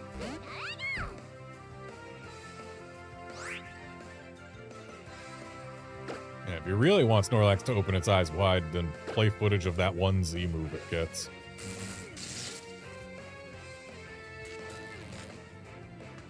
I think also, like, Pokemon Stadium specifically had animations where Snorlax opened its eyes. Like, if it took damage, maybe. Oh, that sure didn't do a whole lot.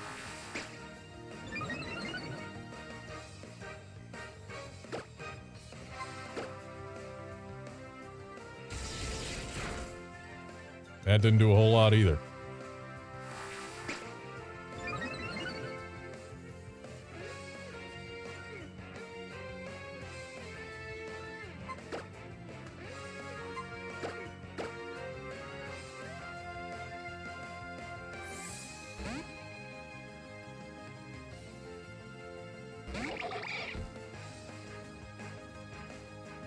This Snorlax sure loves it some defense curl.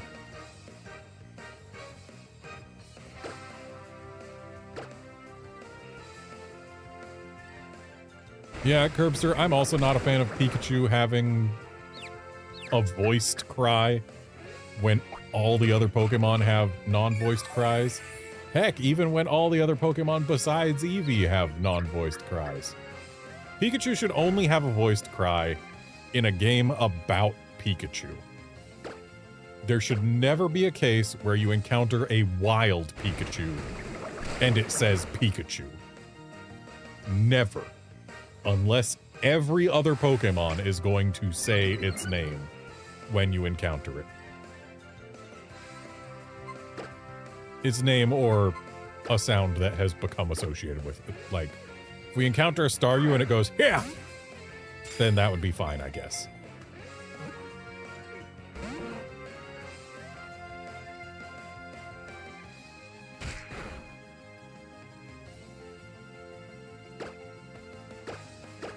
But yeah, it's got to be either all or none. Or specific partner version of Pokemon. Having your specific partner Pokemon say its name like that is acceptable. But having every single Pikachu you ever encounter say its name? No.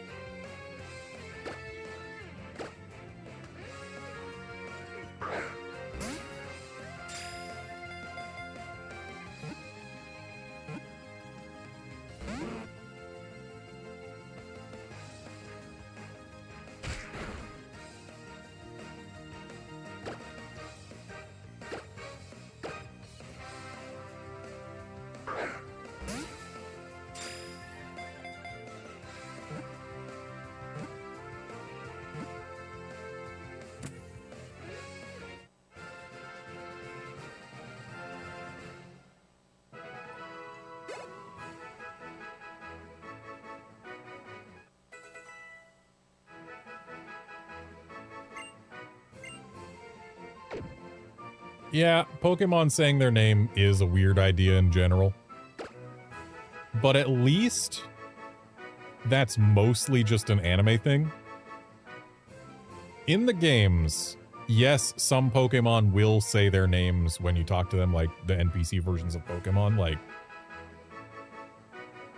if you find a random NPC Pikachu or whatever, you talk to it, it'll say Pikachu in the text box. But then you get other Pokemon like, say, Heatran, who Heatran does not say Heatran, it says go go go go go go.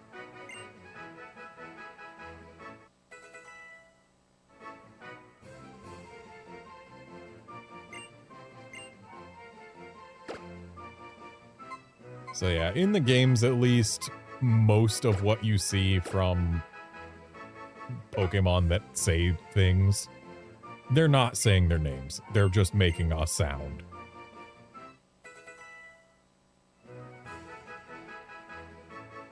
The Pokemon saying their names thing is almost entirely an anime thing.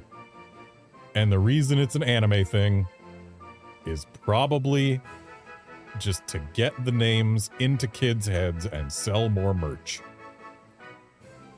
Snorlax, the sleeping Pokemon. It is not satisfied unless it eats over 880 pounds of food every day. When it is done eating, it goes promptly to sleep.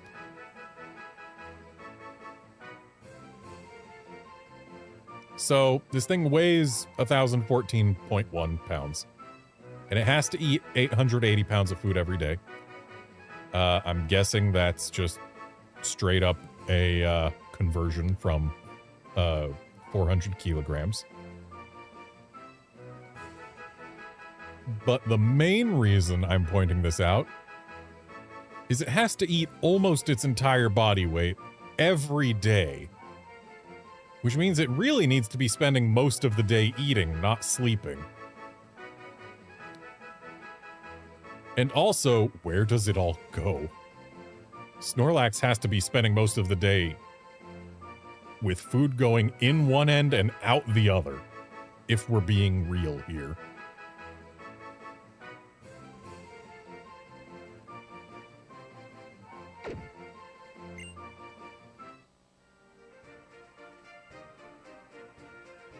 Awesome, you caught Snorlax!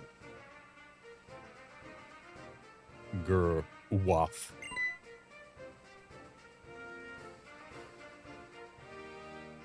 Oh, The only thing I can do with that Pokéflute is put it on display. But you've been playing since you were little, and the tone is lovely. It seems like my Furfrou also likes the sound of that flute. Not as much as it likes my beautiful Wonderfrou fireworks, of course. Yeah, I guess so. Still, your playing sounded better back in the day. I'll let you take care of that flute, so be sure to practice more.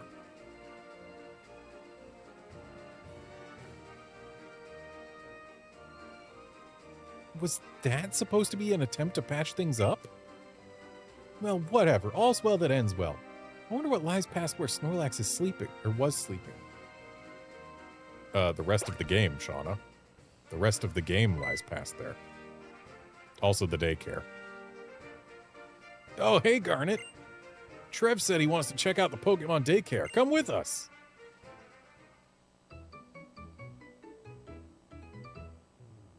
This is the Pokemon daycare. They take care of Pokemon for you here. Yes, indeed. You can leave up to 2 Pokemon here at once. I seem to remember something good can happen if you leave 2 Pokemon here. That's right. Sometimes we'll find a new addition, like an egg. If you carry the egg around, a Pokemon will emerge from it. Wow, a Pokemon will come out? Maybe I'll leave some Pokemon here. Having the same Pokemon with the same moves might step my dance up. How about you, Garnet? Some other time. There aren't many Pokemon I want to raise. I'll try it on some other occasion. That's one way to look at it. Well, I'm gonna go look for some Pokemon for my dance team. Hey, wait, Tierno, wait up! Kid whose whole mission is to complete the Pokédex doesn't want to raise many Pokemon. How then do you intend to get all of the evolutions, kid?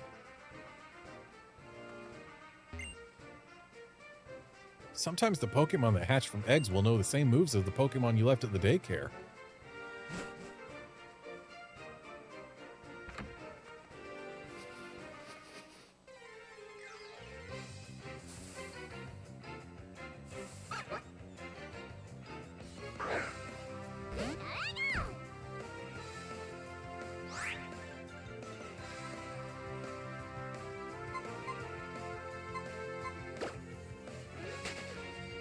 Does remind me I need to get Pikachu back out of the first slot.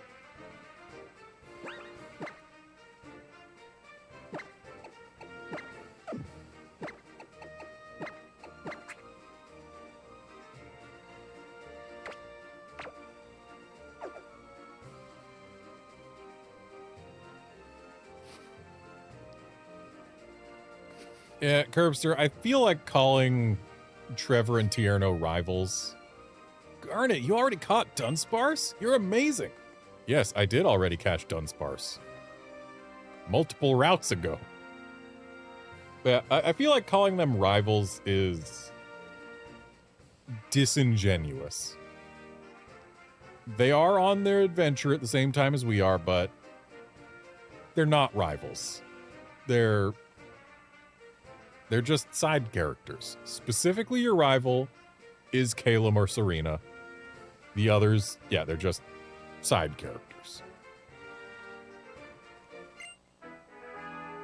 A heated battle against a traveling trainer should provide me with just the inspiration I need.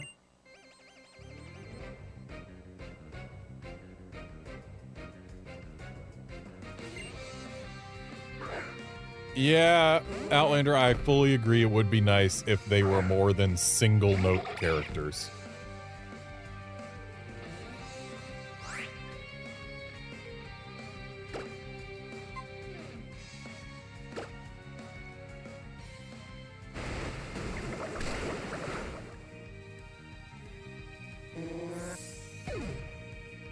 Like, Shauna, at least we get to see some character out of. Not much, but some. But Trevor and Tierno?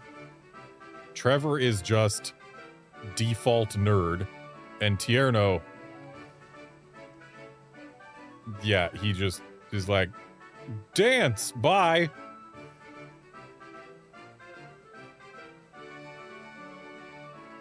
Excellent, thanks. It's been ages since I worked up a good sweat like this from a Pokemon battle. Ah, yes, you definitely worked up a good sweat watching your Smeargle get destroyed in a single move before it could do a single thing. Yep, what exercise that was. The passion of our battle will surely inspire me to paint something astonishing. Yes, that battle was so passionate, that one where you got to use exactly 0 moves.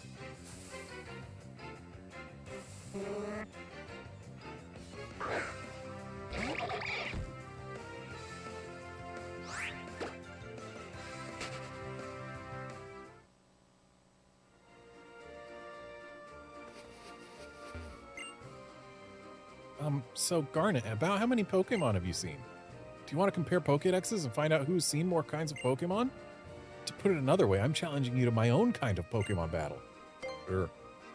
So you've seen 62 kinds of Pokemon. I lost. How frustrating. Oh, so you've seen Ralts too, Garnet? Just knowing about the same Pokemon as someone else can sure make you happy. I've done more than just see Ralts. It's in my party right now.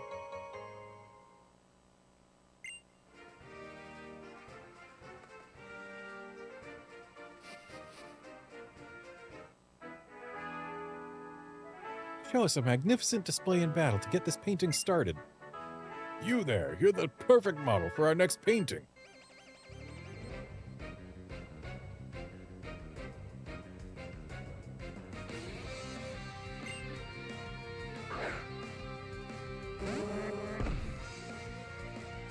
Double Smeargle.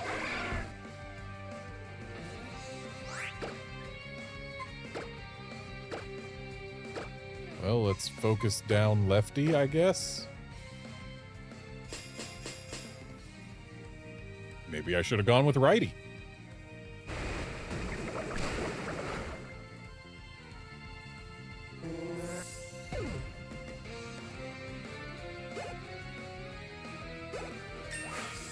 Wait, Charmander gained boosted XP.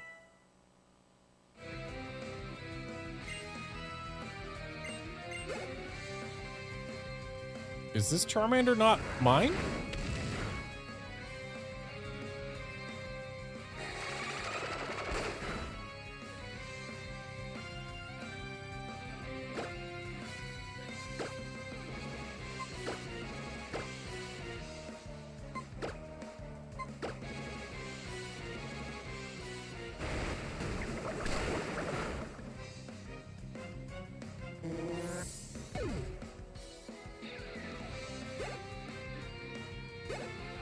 Like, I know we got it from Sycamore, but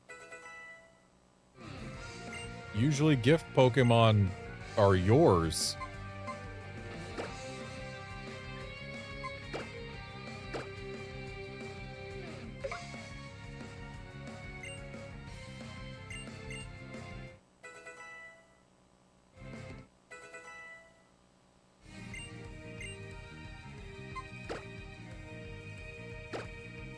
Going to have a Curlius.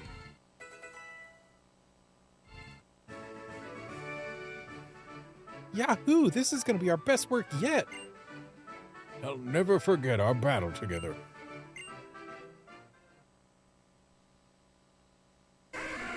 Stop lying to me, Charmander.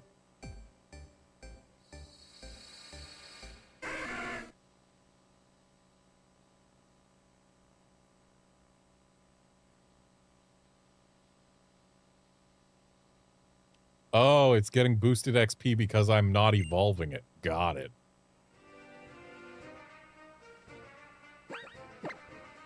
Well, that's a nice mechanic. Where was that mechanic in Gen 3 when I needed to get Shroomish to level 54 for Spore?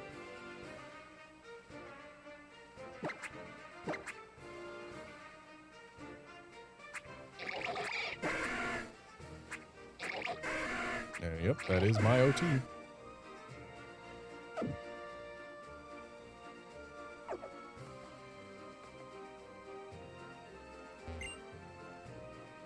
This canvas will come alive with the excitement of our battle. After getting inspiration from an exhilarating battle, it's almost like my brush moves on its own. No, I'm not going in the Battle Chateau or whatever it's called. Garnet, do you know about this building? It's called the Battle Chateau, and it's famous for being a place where trainers gather to improve their skills. If I learn even more about Pokemon, I'm sure I'll be able to defeat Kalos's 8 gym leaders. Yeah, I do not care. It's a neat place, but I don't need the XP boost, and I don't need to spend the time.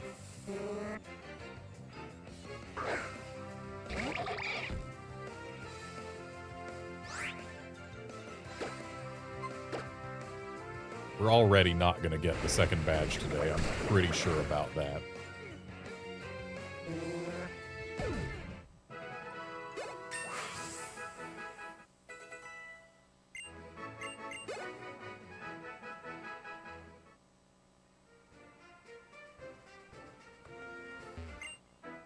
A blank canvas before me, and yet no inspiration from which to paint.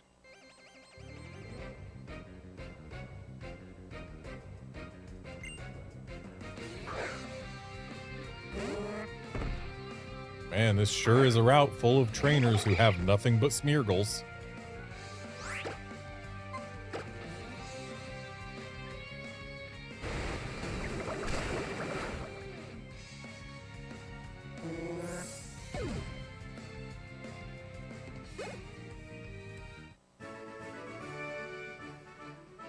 I've got it.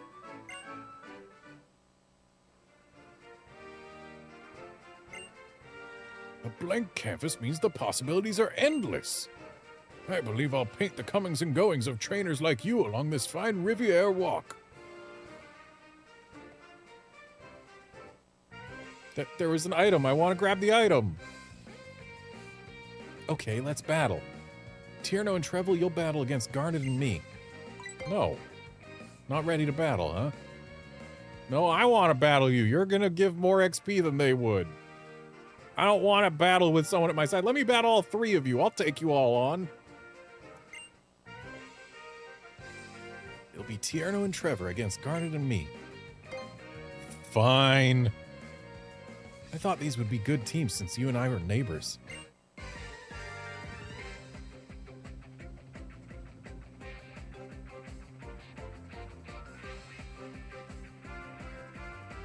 And let me just say, I know this might be a little rude, but looking at Tierno, just looking at him, does not give me all this guy cares about is dancing vibes.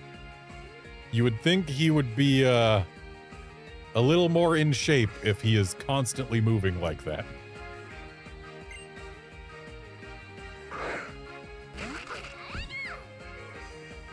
Yeah, Outlander, Gen 6 is easy as heck. It's a whole thing. There's a reason I am specifically not going to be using Mega Evolution.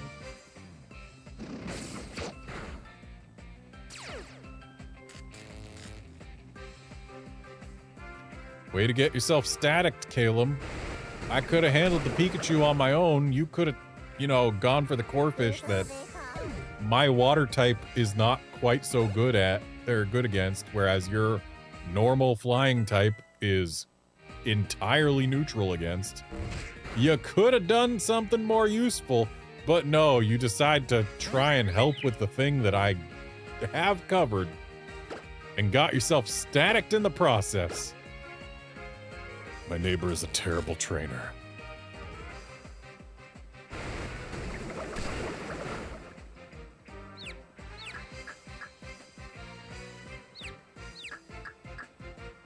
Nice confusion. Very nice confusion.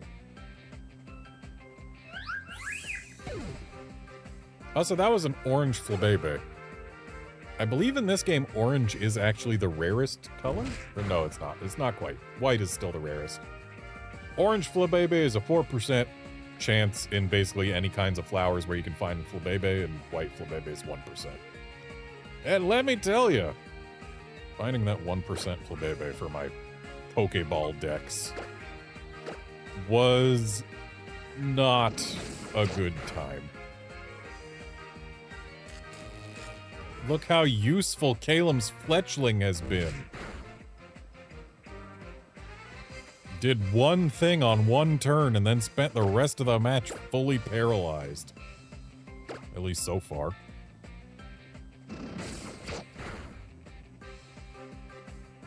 Oh look, it got to use a move again.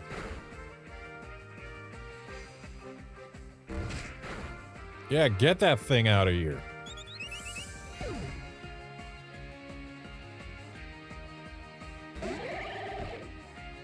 Why didn't you lead with that? Your Quilladin would have been so much better.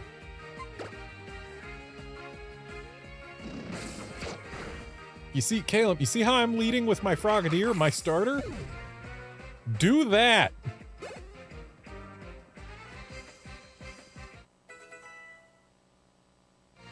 If your ace comes out first, it gets more of a chance to shine. Whoa, now that was a nice move. So you can't learn everything just from the Pokédex. I see.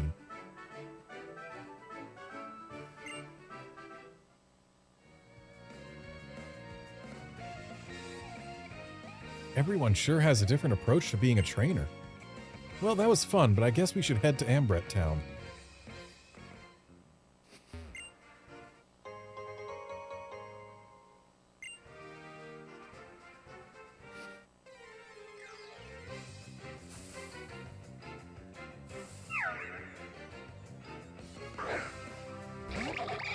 I'm not gonna lie.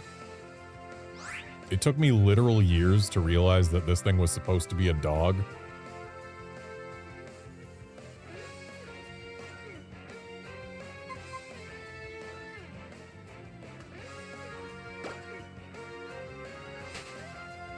Like, it's a biped.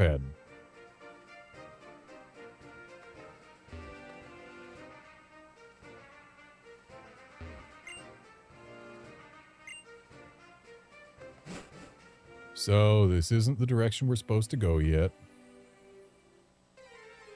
But I'm still going in here. Also, with this cave being called the Zubat Roost, you know what kind of Pokemon it's got in it. But it's also got some others. In fact, Zubat is apparently in a three-way tie for most common Pokemon here. How well have you raised your Pokemon? Let's have a battle and I'll let you know.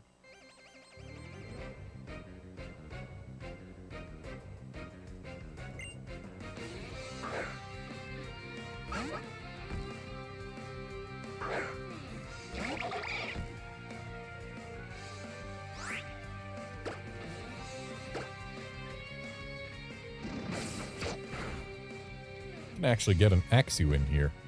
But Axew is another one of those water types that takes a good while to become good. Did I say water types? Dragon types.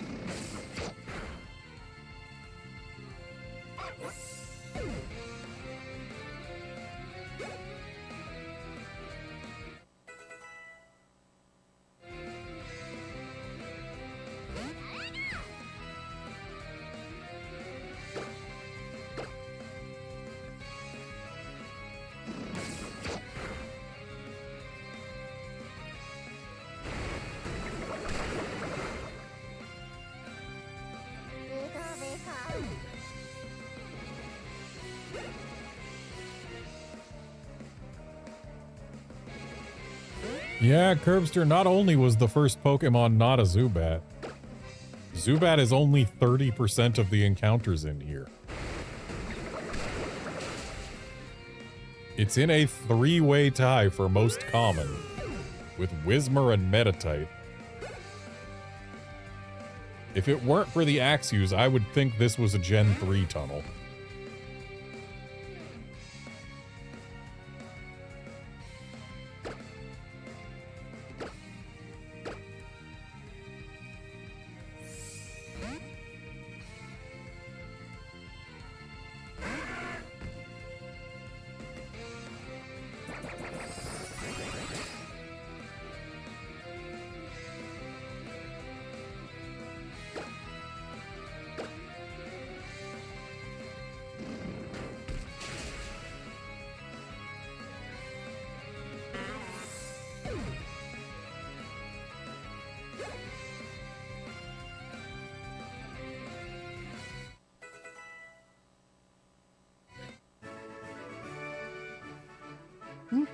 You're really good at this whole Pokemon racing thing.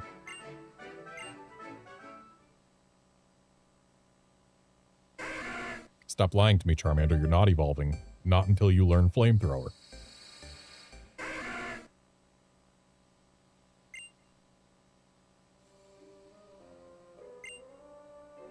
Remember, Pokemon will never evolve while in the Pokemon daycare.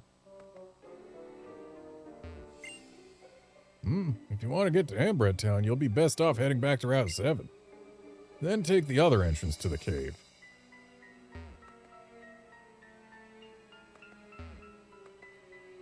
Now, we are not going any further without strength.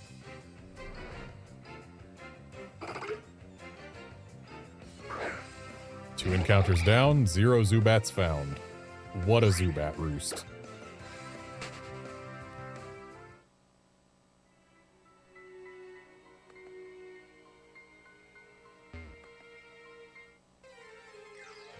Oh, we got a horde battle.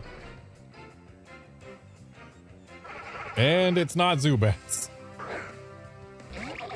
We have now found 7 non-Zubats in here and 0 Zubats.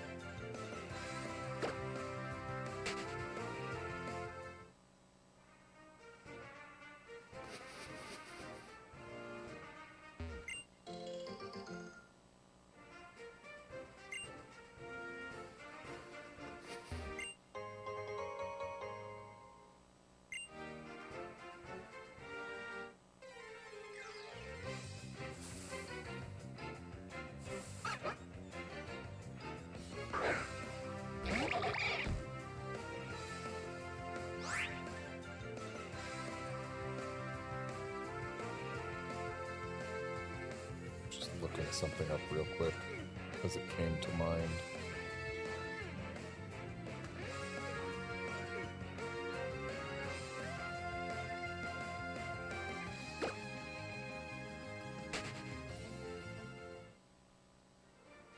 Well, dang.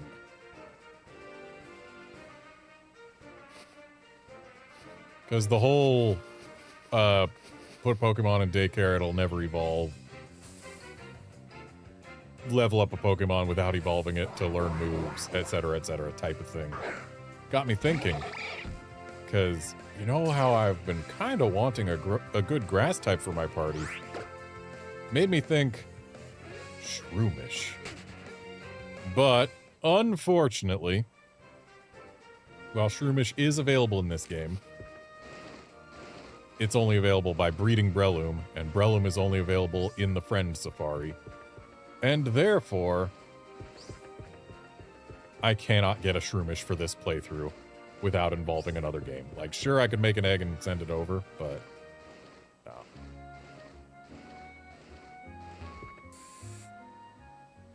And besides, I already said I want the whole team to be either Kalos native Pokemon or Pokemon that can interact with Kalos' primary battle mechanic, Mega Evolution.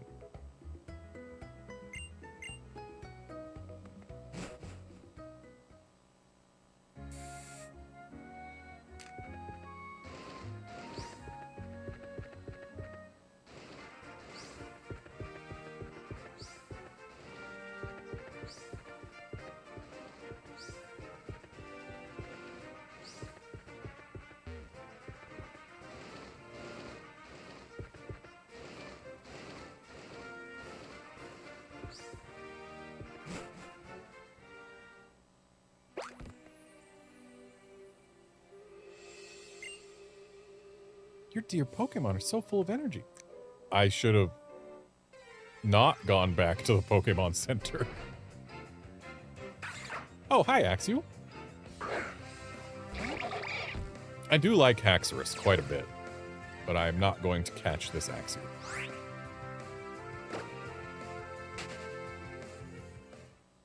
because of the thing I just said about what I want my team to be.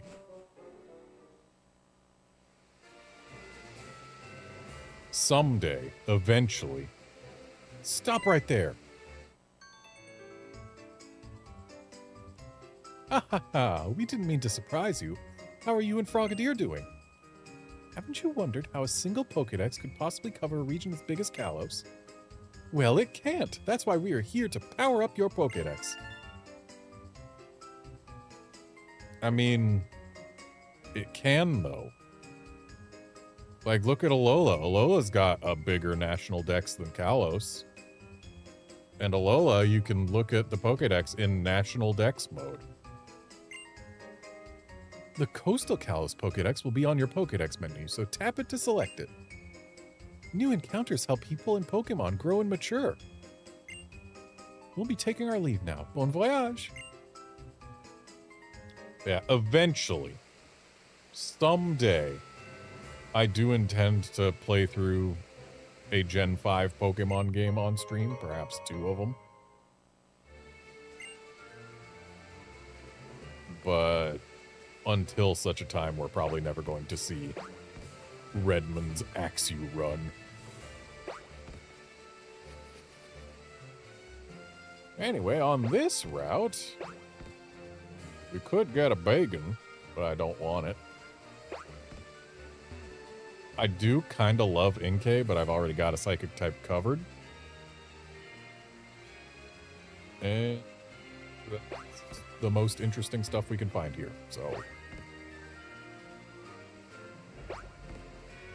Tough luck, I guess.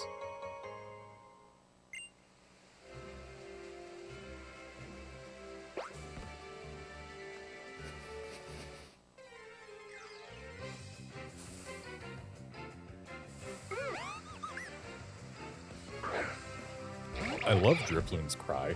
I really do.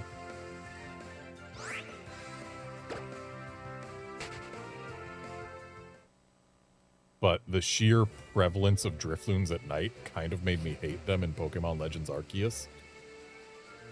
And that hasn't gone away yet. I'm scarred. I remember when Drifloons used to be a once-a-week encounter. And Legends Arceus is like, nah, they're everywhere all night long. Dream big is what I say. You're looking at the future champion after all. Bring it on. Pretty sure the future champion would have 6 Pokemon in their party. Not 1.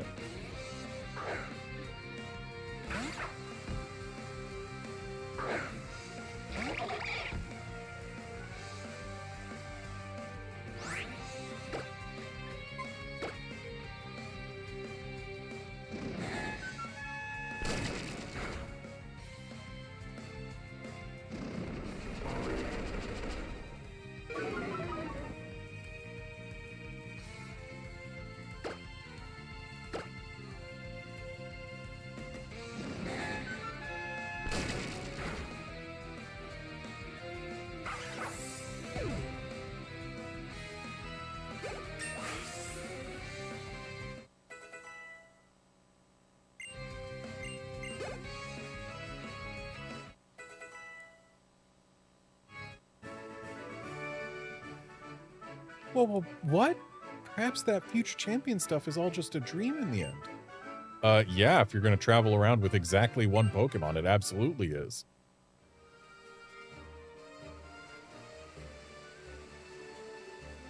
Yeah, I do know for a fact that on either my first X or my first Y run, I forget which, I ended up getting my Ralts to evolve all the way to Gardevoir before I finished this particular route right here. So I think I was doing more using it in combat than I am with the Ralts I've got right now. According to my predictions, this victory is as good as mine. Now to put them to the test. And using it in combat, of course, gets it twice the XP, so there's a reason that it evolved so quickly. But yeah, I ended up with a Gardevoir by the end of this route.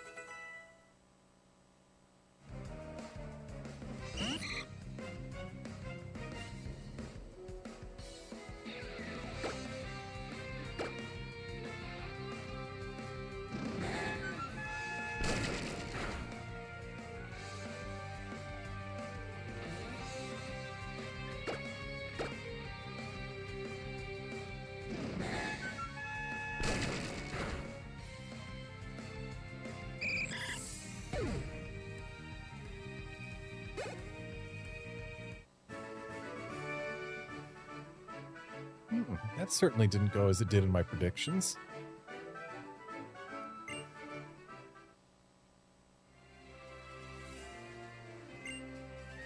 If I keep up these predictions, I'm sure reality will eventually catch up to me. That's, not how these things work.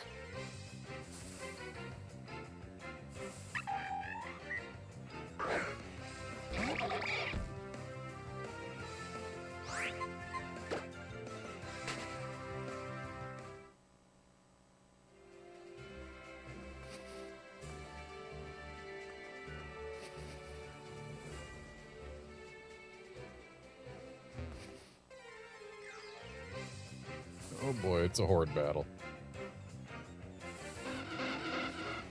With a whole bunch of Wingulls.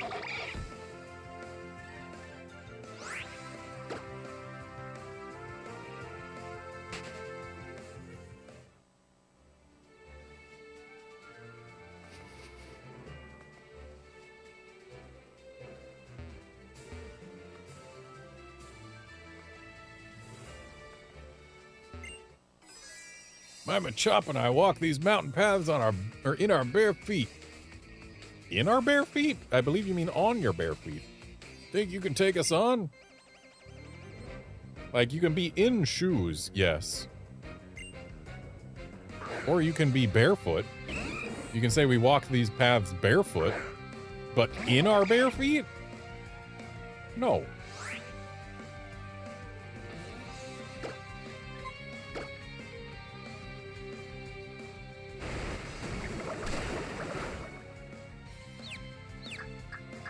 Also, since we left Gen 4, we have officially left the part of the franchise where the translation was primarily done by Nob Ogasawara.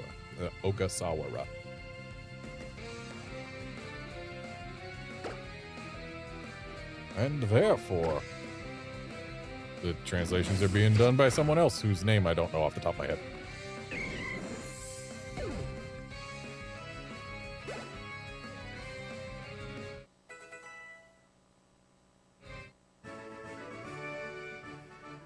It appears that building a thick skin on one's feet does not make one stronger in battle.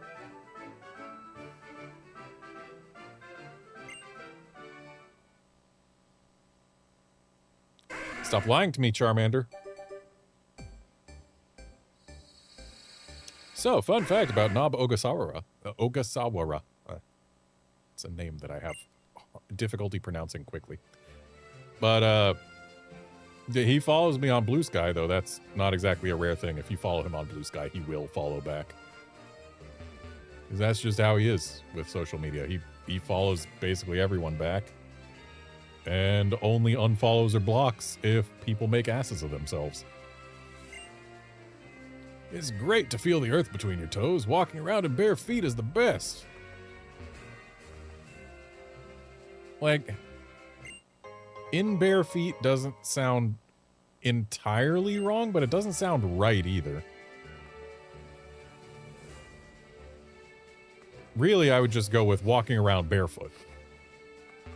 That way, you completely avoid any potential for people looking at you funny. And that's the type of thing that you sometimes gotta worry about when you are a professional translator, is like,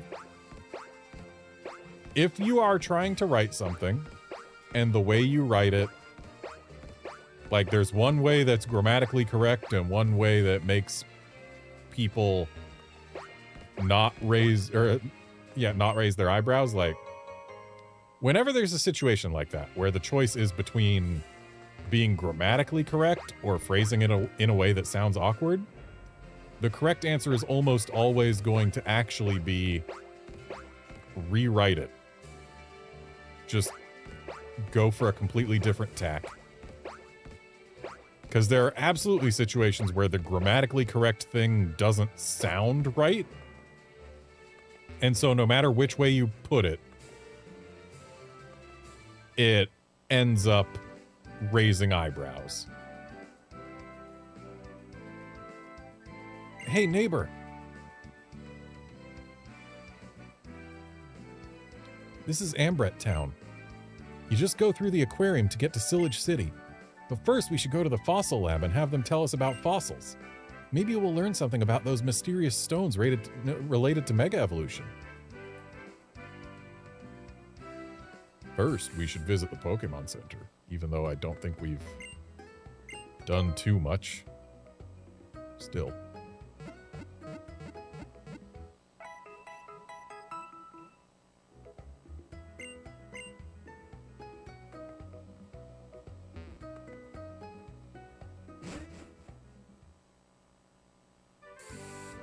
Yeah, Curbster, walking with our bare feet sounds better than walking in our bare feet, but again, I would say that the best is walking barefoot.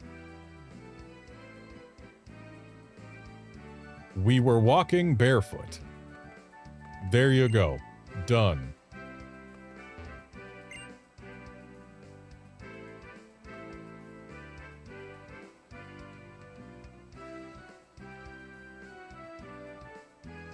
Wait for me.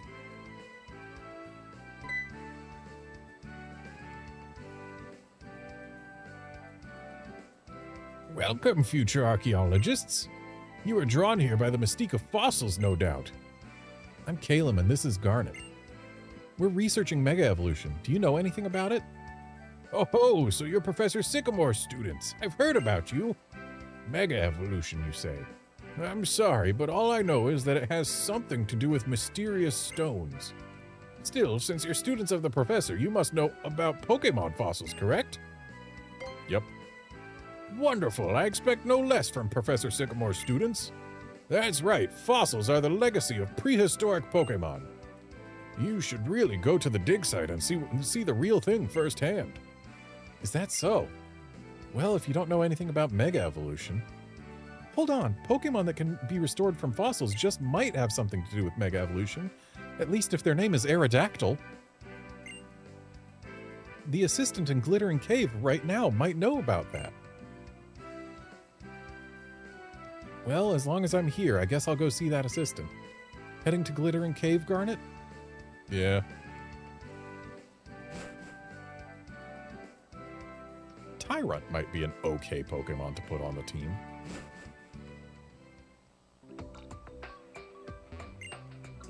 Oh, are you going to search for fossils in Glittering Cave? You'll have to ride on a Rhyhorn to get there in that case. Riding Rhyhorn is so much fun. You can even pretend that you're the famous Rhyhorn racer Grace. Yes, I can pretend I am my mother.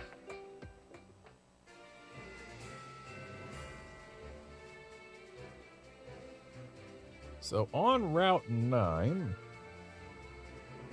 we can get a Helioptile. Yeah, I'll take a Helioptile over a Pikachu. Let me just get this Pikachu the heck out of this party.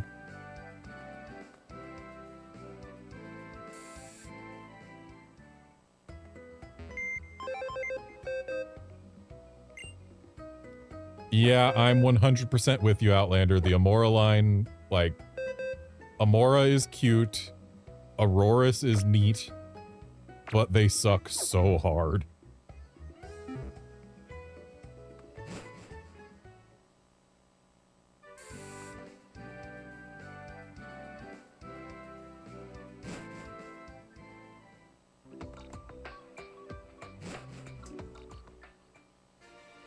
Okay, is it just me? Or does the music in these little connecting buildings sound more like it belongs in Pokemon Dream World or something?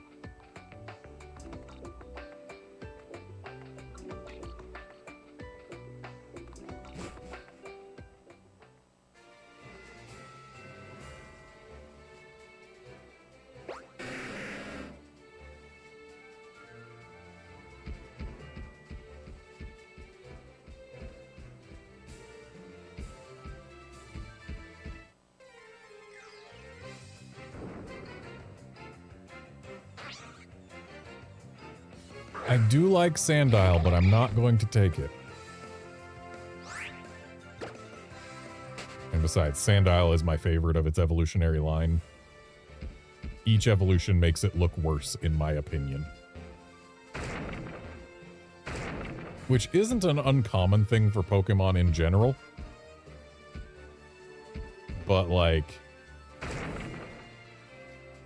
yeah.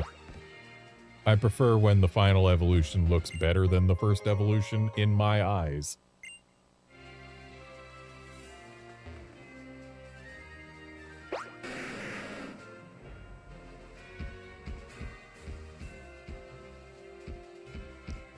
Really, Rhyhorn, you decided to turn that direction. The controls in these ride Pokemon segments in this game are never ideal.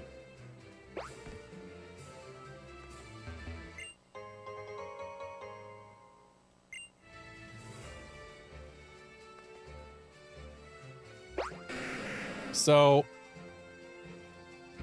my thing with Sandile and its evolutionary line.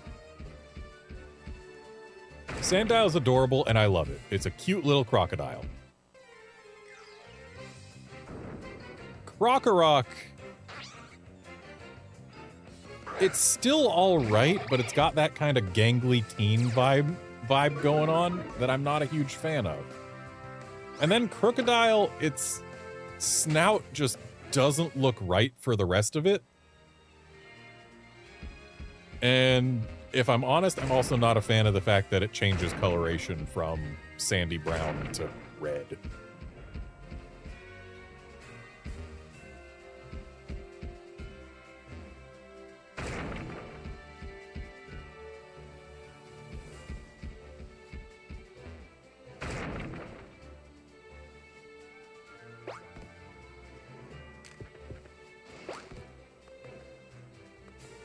Oh, hey, there's a sky battle we can't have.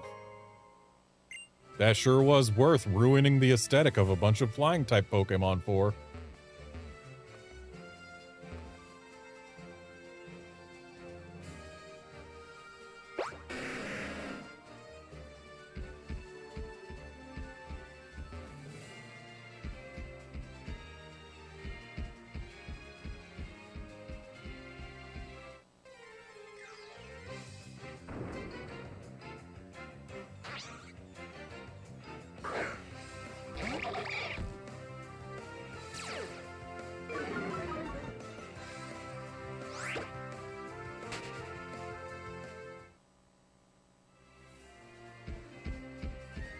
Going this way because there was an item.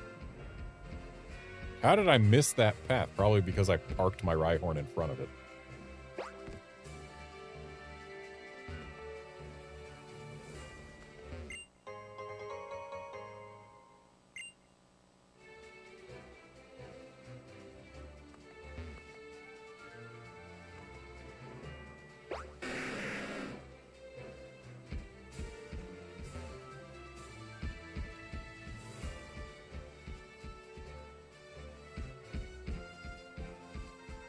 And it's looking an awful lot like I'm not going to be getting a Helioptile in time to actually use it ever.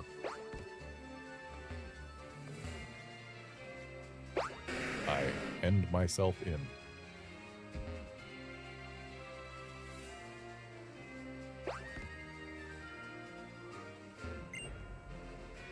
Hail, trainer. You must have some impressive Pokemon to have made it this far.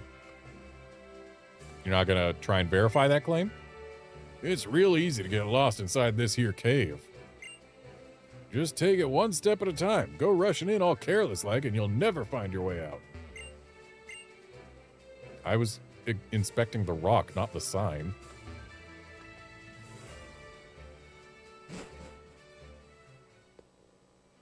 So this here cave, as evidenced by what's about to happen to the camera, is one of the few places in the game where the 3D mode actually functions. So here I am, making things shake around a bit by just moving the 3D slider. Anyway, 3D off. Because 3D on actually still runs fine. But no, we're going 3D off. Anyway, this cave is where we can get another dragon type. Specifically Noibat. I once did a run of this game where I used Noibat on my team the whole time, and I regretted it the entire time. Because you go until like level 50, And Noibat is just a Pokemon that dies in one hit and never kills anything. And then when it evolves into Noibat, or Noivern, it's a Pokemon that dies in one hit but can sometimes kill things. Which, it's not the greatest improvement I've ever seen in a Pokemon, that's for sure.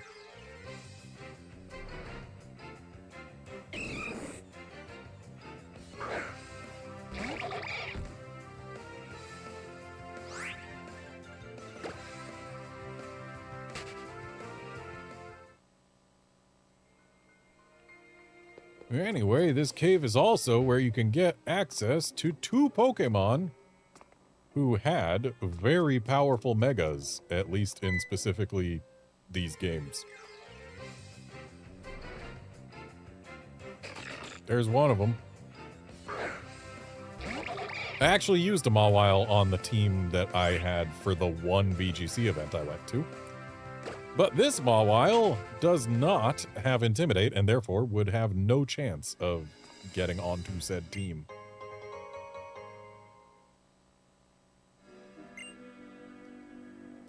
Yeah, Curbster, I'm with you. I also like Noivern quite a bit. It's just not nearly good enough for how long it takes to get, especially with how weak of a first form it has.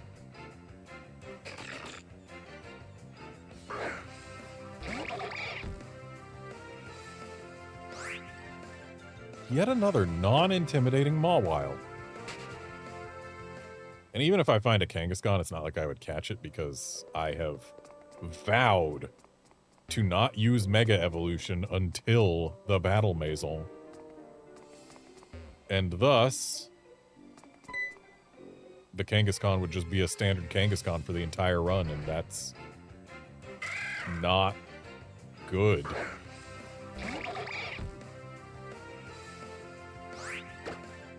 So yeah, there's actually nothing in this cave of value to me specifically. Because the 2 things that are of any value are valuable because of their Mega Evos, mostly. Outlander, our team does need more Steel types. I love Steel types. Most of my favorite Pokemon are Steel types. Like, Steel is the most represented type in my favorites. Though, actually, I think Ghost might have actually caught up to Steel, or perhaps surpassed it. But either way, I like a lot of Steel types.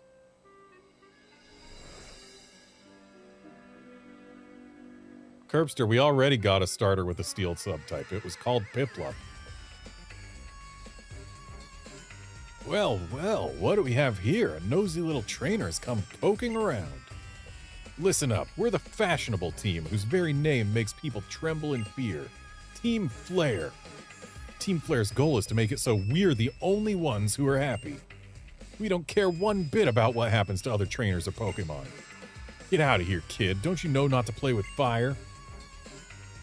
No, I don't know not to play with fire. I have a fire type on my team and I play with it plenty. Getting my fancy suit dirty isn't the stylish way to do things, but if you insist, I'll obliterate you. Get her, Houndour!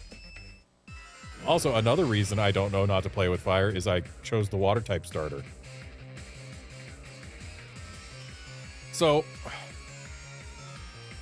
is this pose meant to be like making an F? Because if so, I feel like the arm up top should be bent at a steeper angle. Like, get that right arm at a 90-degree bend too, so that it goes fully horizontal at the top. And makes, you know, a longer top arm of the F. Come on, guys.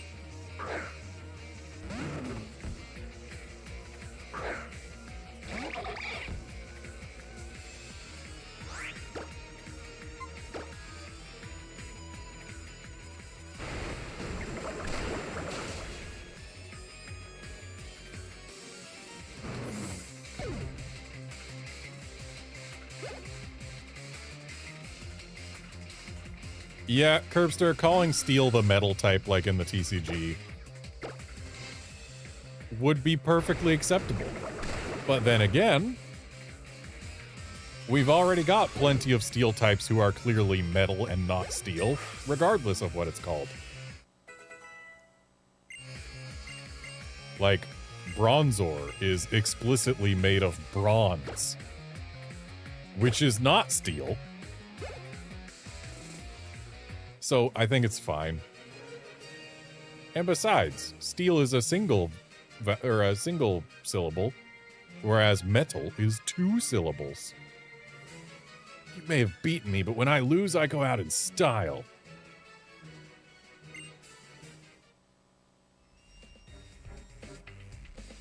What's this? You're a pretty tough Pokemon trainer for a kid. But watch yourself. I'm not the only member of Team Flare. Team Flare is awesome, and for winners, it's stylish and awesome. You need to work on your vocabulary, sir. We're gonna take everyone else down so we can do what we want.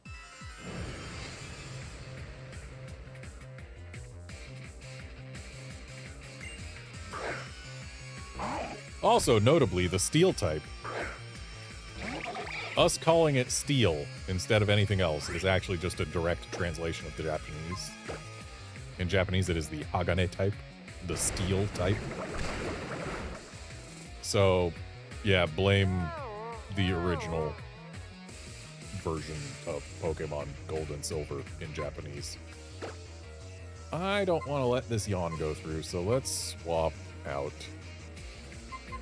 to Honedge. Why not? Immune to any poison shenanigans.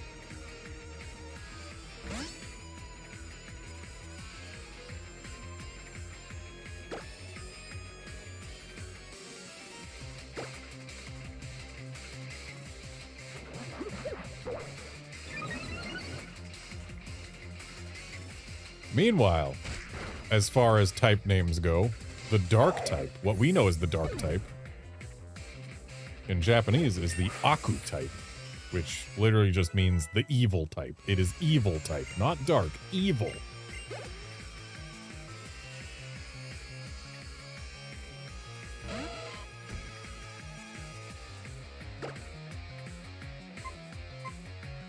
Also, on the subject of needing more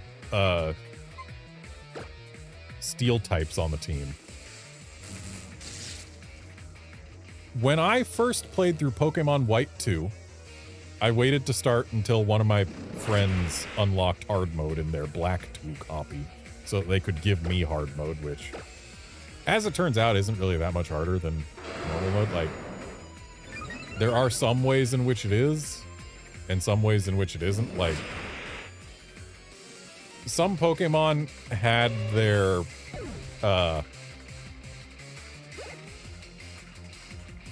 some Pokemon on gym teams and whatnot had their general strat changed, like, oh, this Pokemon now has they have held items where they didn't used to, etc., etc.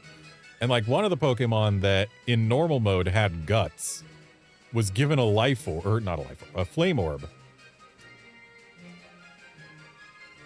But then the one with the flame orb in hard mode, for whatever reason, they changed its ability away from guts. So it had a flame orb, but not guts anymore? Oops.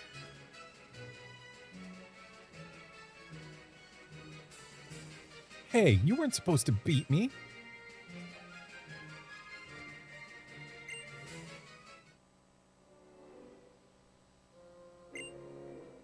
You should keep your nose out of adults' business, kid.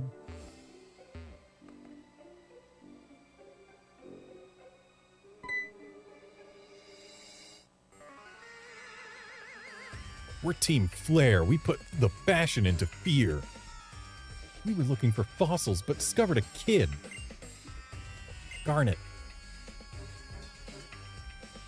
So there are 2 members of Team Flare this time.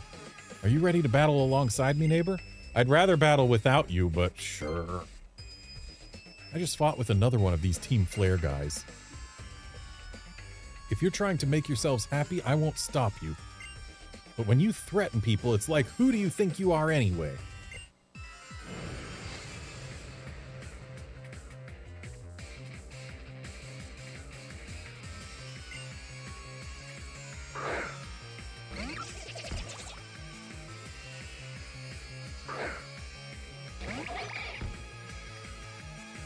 All right, you've got an Esper and they've got a Krogunk. Please manage to put 2 and 2 together, neighbor. I'll water pulse the Scraggy.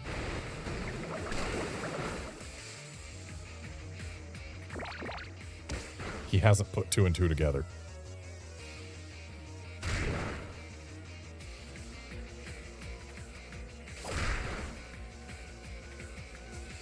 All right, Caleb, let's try this again. You have an Esper. They have a Krogunk. Put 2 and 2 together. You have a Psychic type. They have a Krogunk.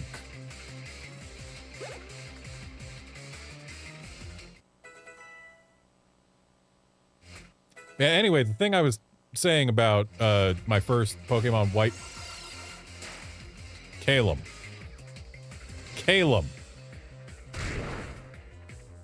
Light screen against a Krogunk? Man, my first Pokemon White 2 playthrough... Oh, it's got dry skin. Good to know. There you go. 3rd time's the charm. My first Pokemon White 2 run, I realized when I got to Clay that 5 of my 6 team members were weak to ground. Go, go, Team Flare! Oh, I lost? I guess I'll stop cheering now. It made me so sad. I think I'm gonna cry.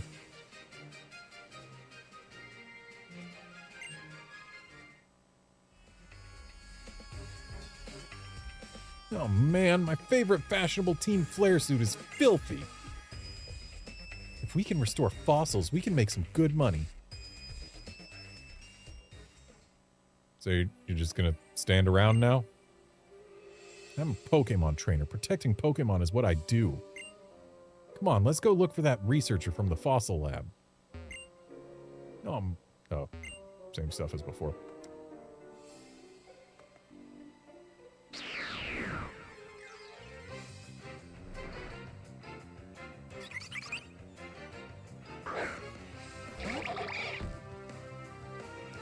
Yeah, Outlander, we saw all but confusion, so it tracks. Just took him 3 turns to use Psybeam on a Krogunk.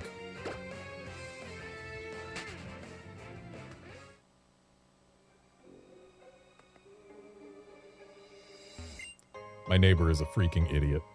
I don't know why I put up with this kid.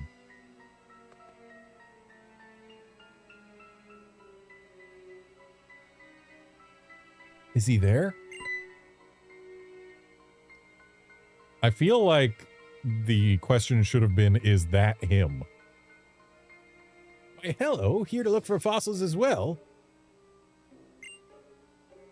Was Team Flare here? Team Flare? What's that, a Pokemon? Never mind. Guess he was so absorbed with looking for fossils he didn't notice. In before Pokemon Legends ZA introduces a new Pokemon named Team Flare.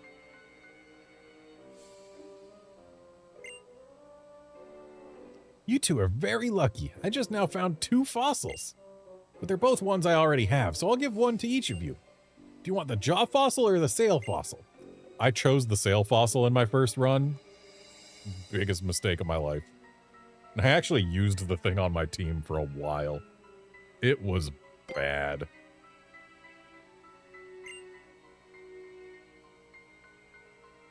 Is this the fossil you want?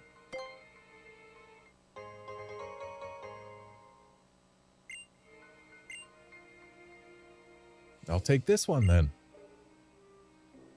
I'll restore your fossils and turn them back into Pokemon at the Fossil Lab. Hope to see you there.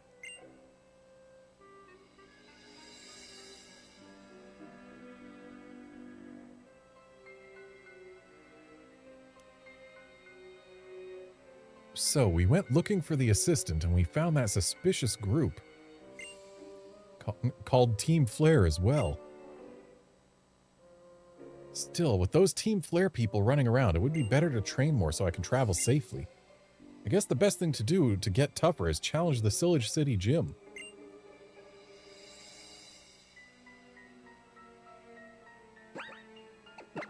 Well, Let's go ahead and escape rope on out of here.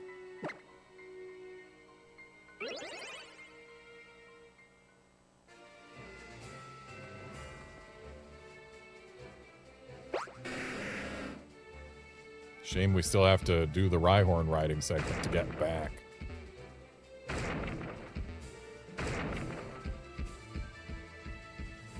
Be nice if this Rhyhorn could run.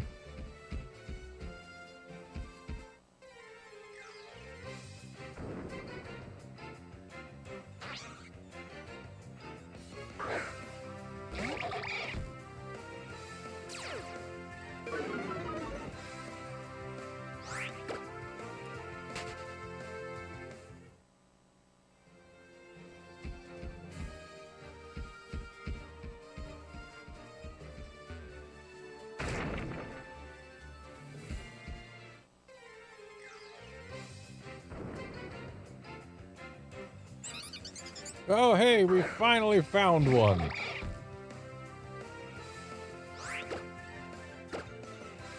Which means it does get to be on the party for a brief moment.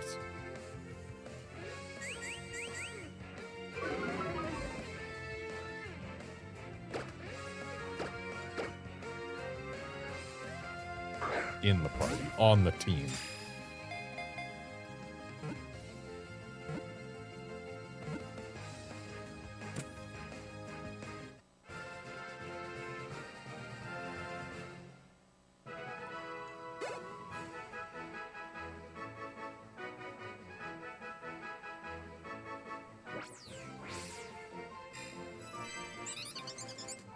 Helioptile, the generator Pokemon.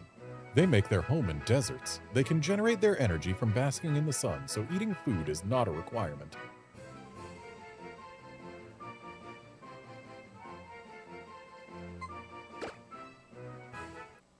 Yeah, Rhyhorn are much faster in other games.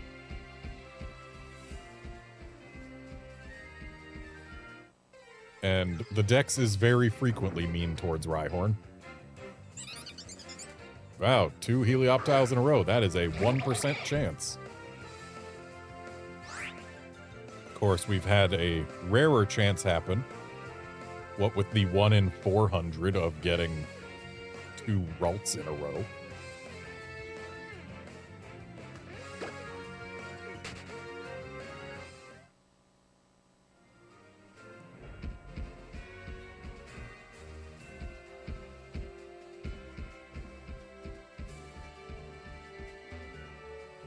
So, fun fact about the Rhyhorn line and slowness. In Pokemon Let's Go, Pikachu and Eevee, Rhydon is one of the Pokemon that you can ride on. But there's something a little special about Rhydon among most ride Pokemon. It's one of the ride Pokemon where you're actually slower than just walking.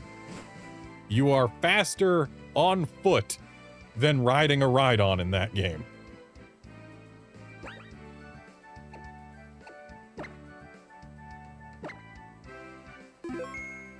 Saving before turning in Fossil. Part of me would love to see a little blue Tyrant here, but I am absolutely not going to soft reset for it.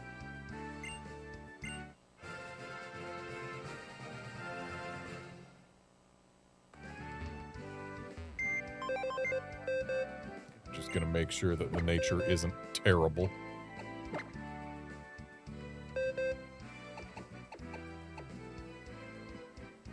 It's a neutral nature. We take those.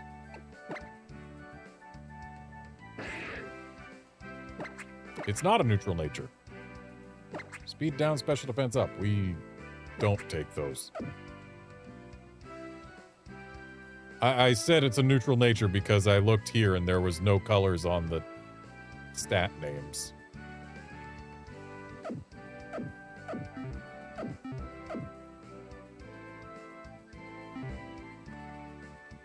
All right. Well, let's do one more Xerneas check. Sure enough, not shiny. And I'm going to go ahead and call that a stream. I will be back on Tuesday with more Pokemon X. And by that point, I will have a Tyrant with an acceptable nature. See you then, friends.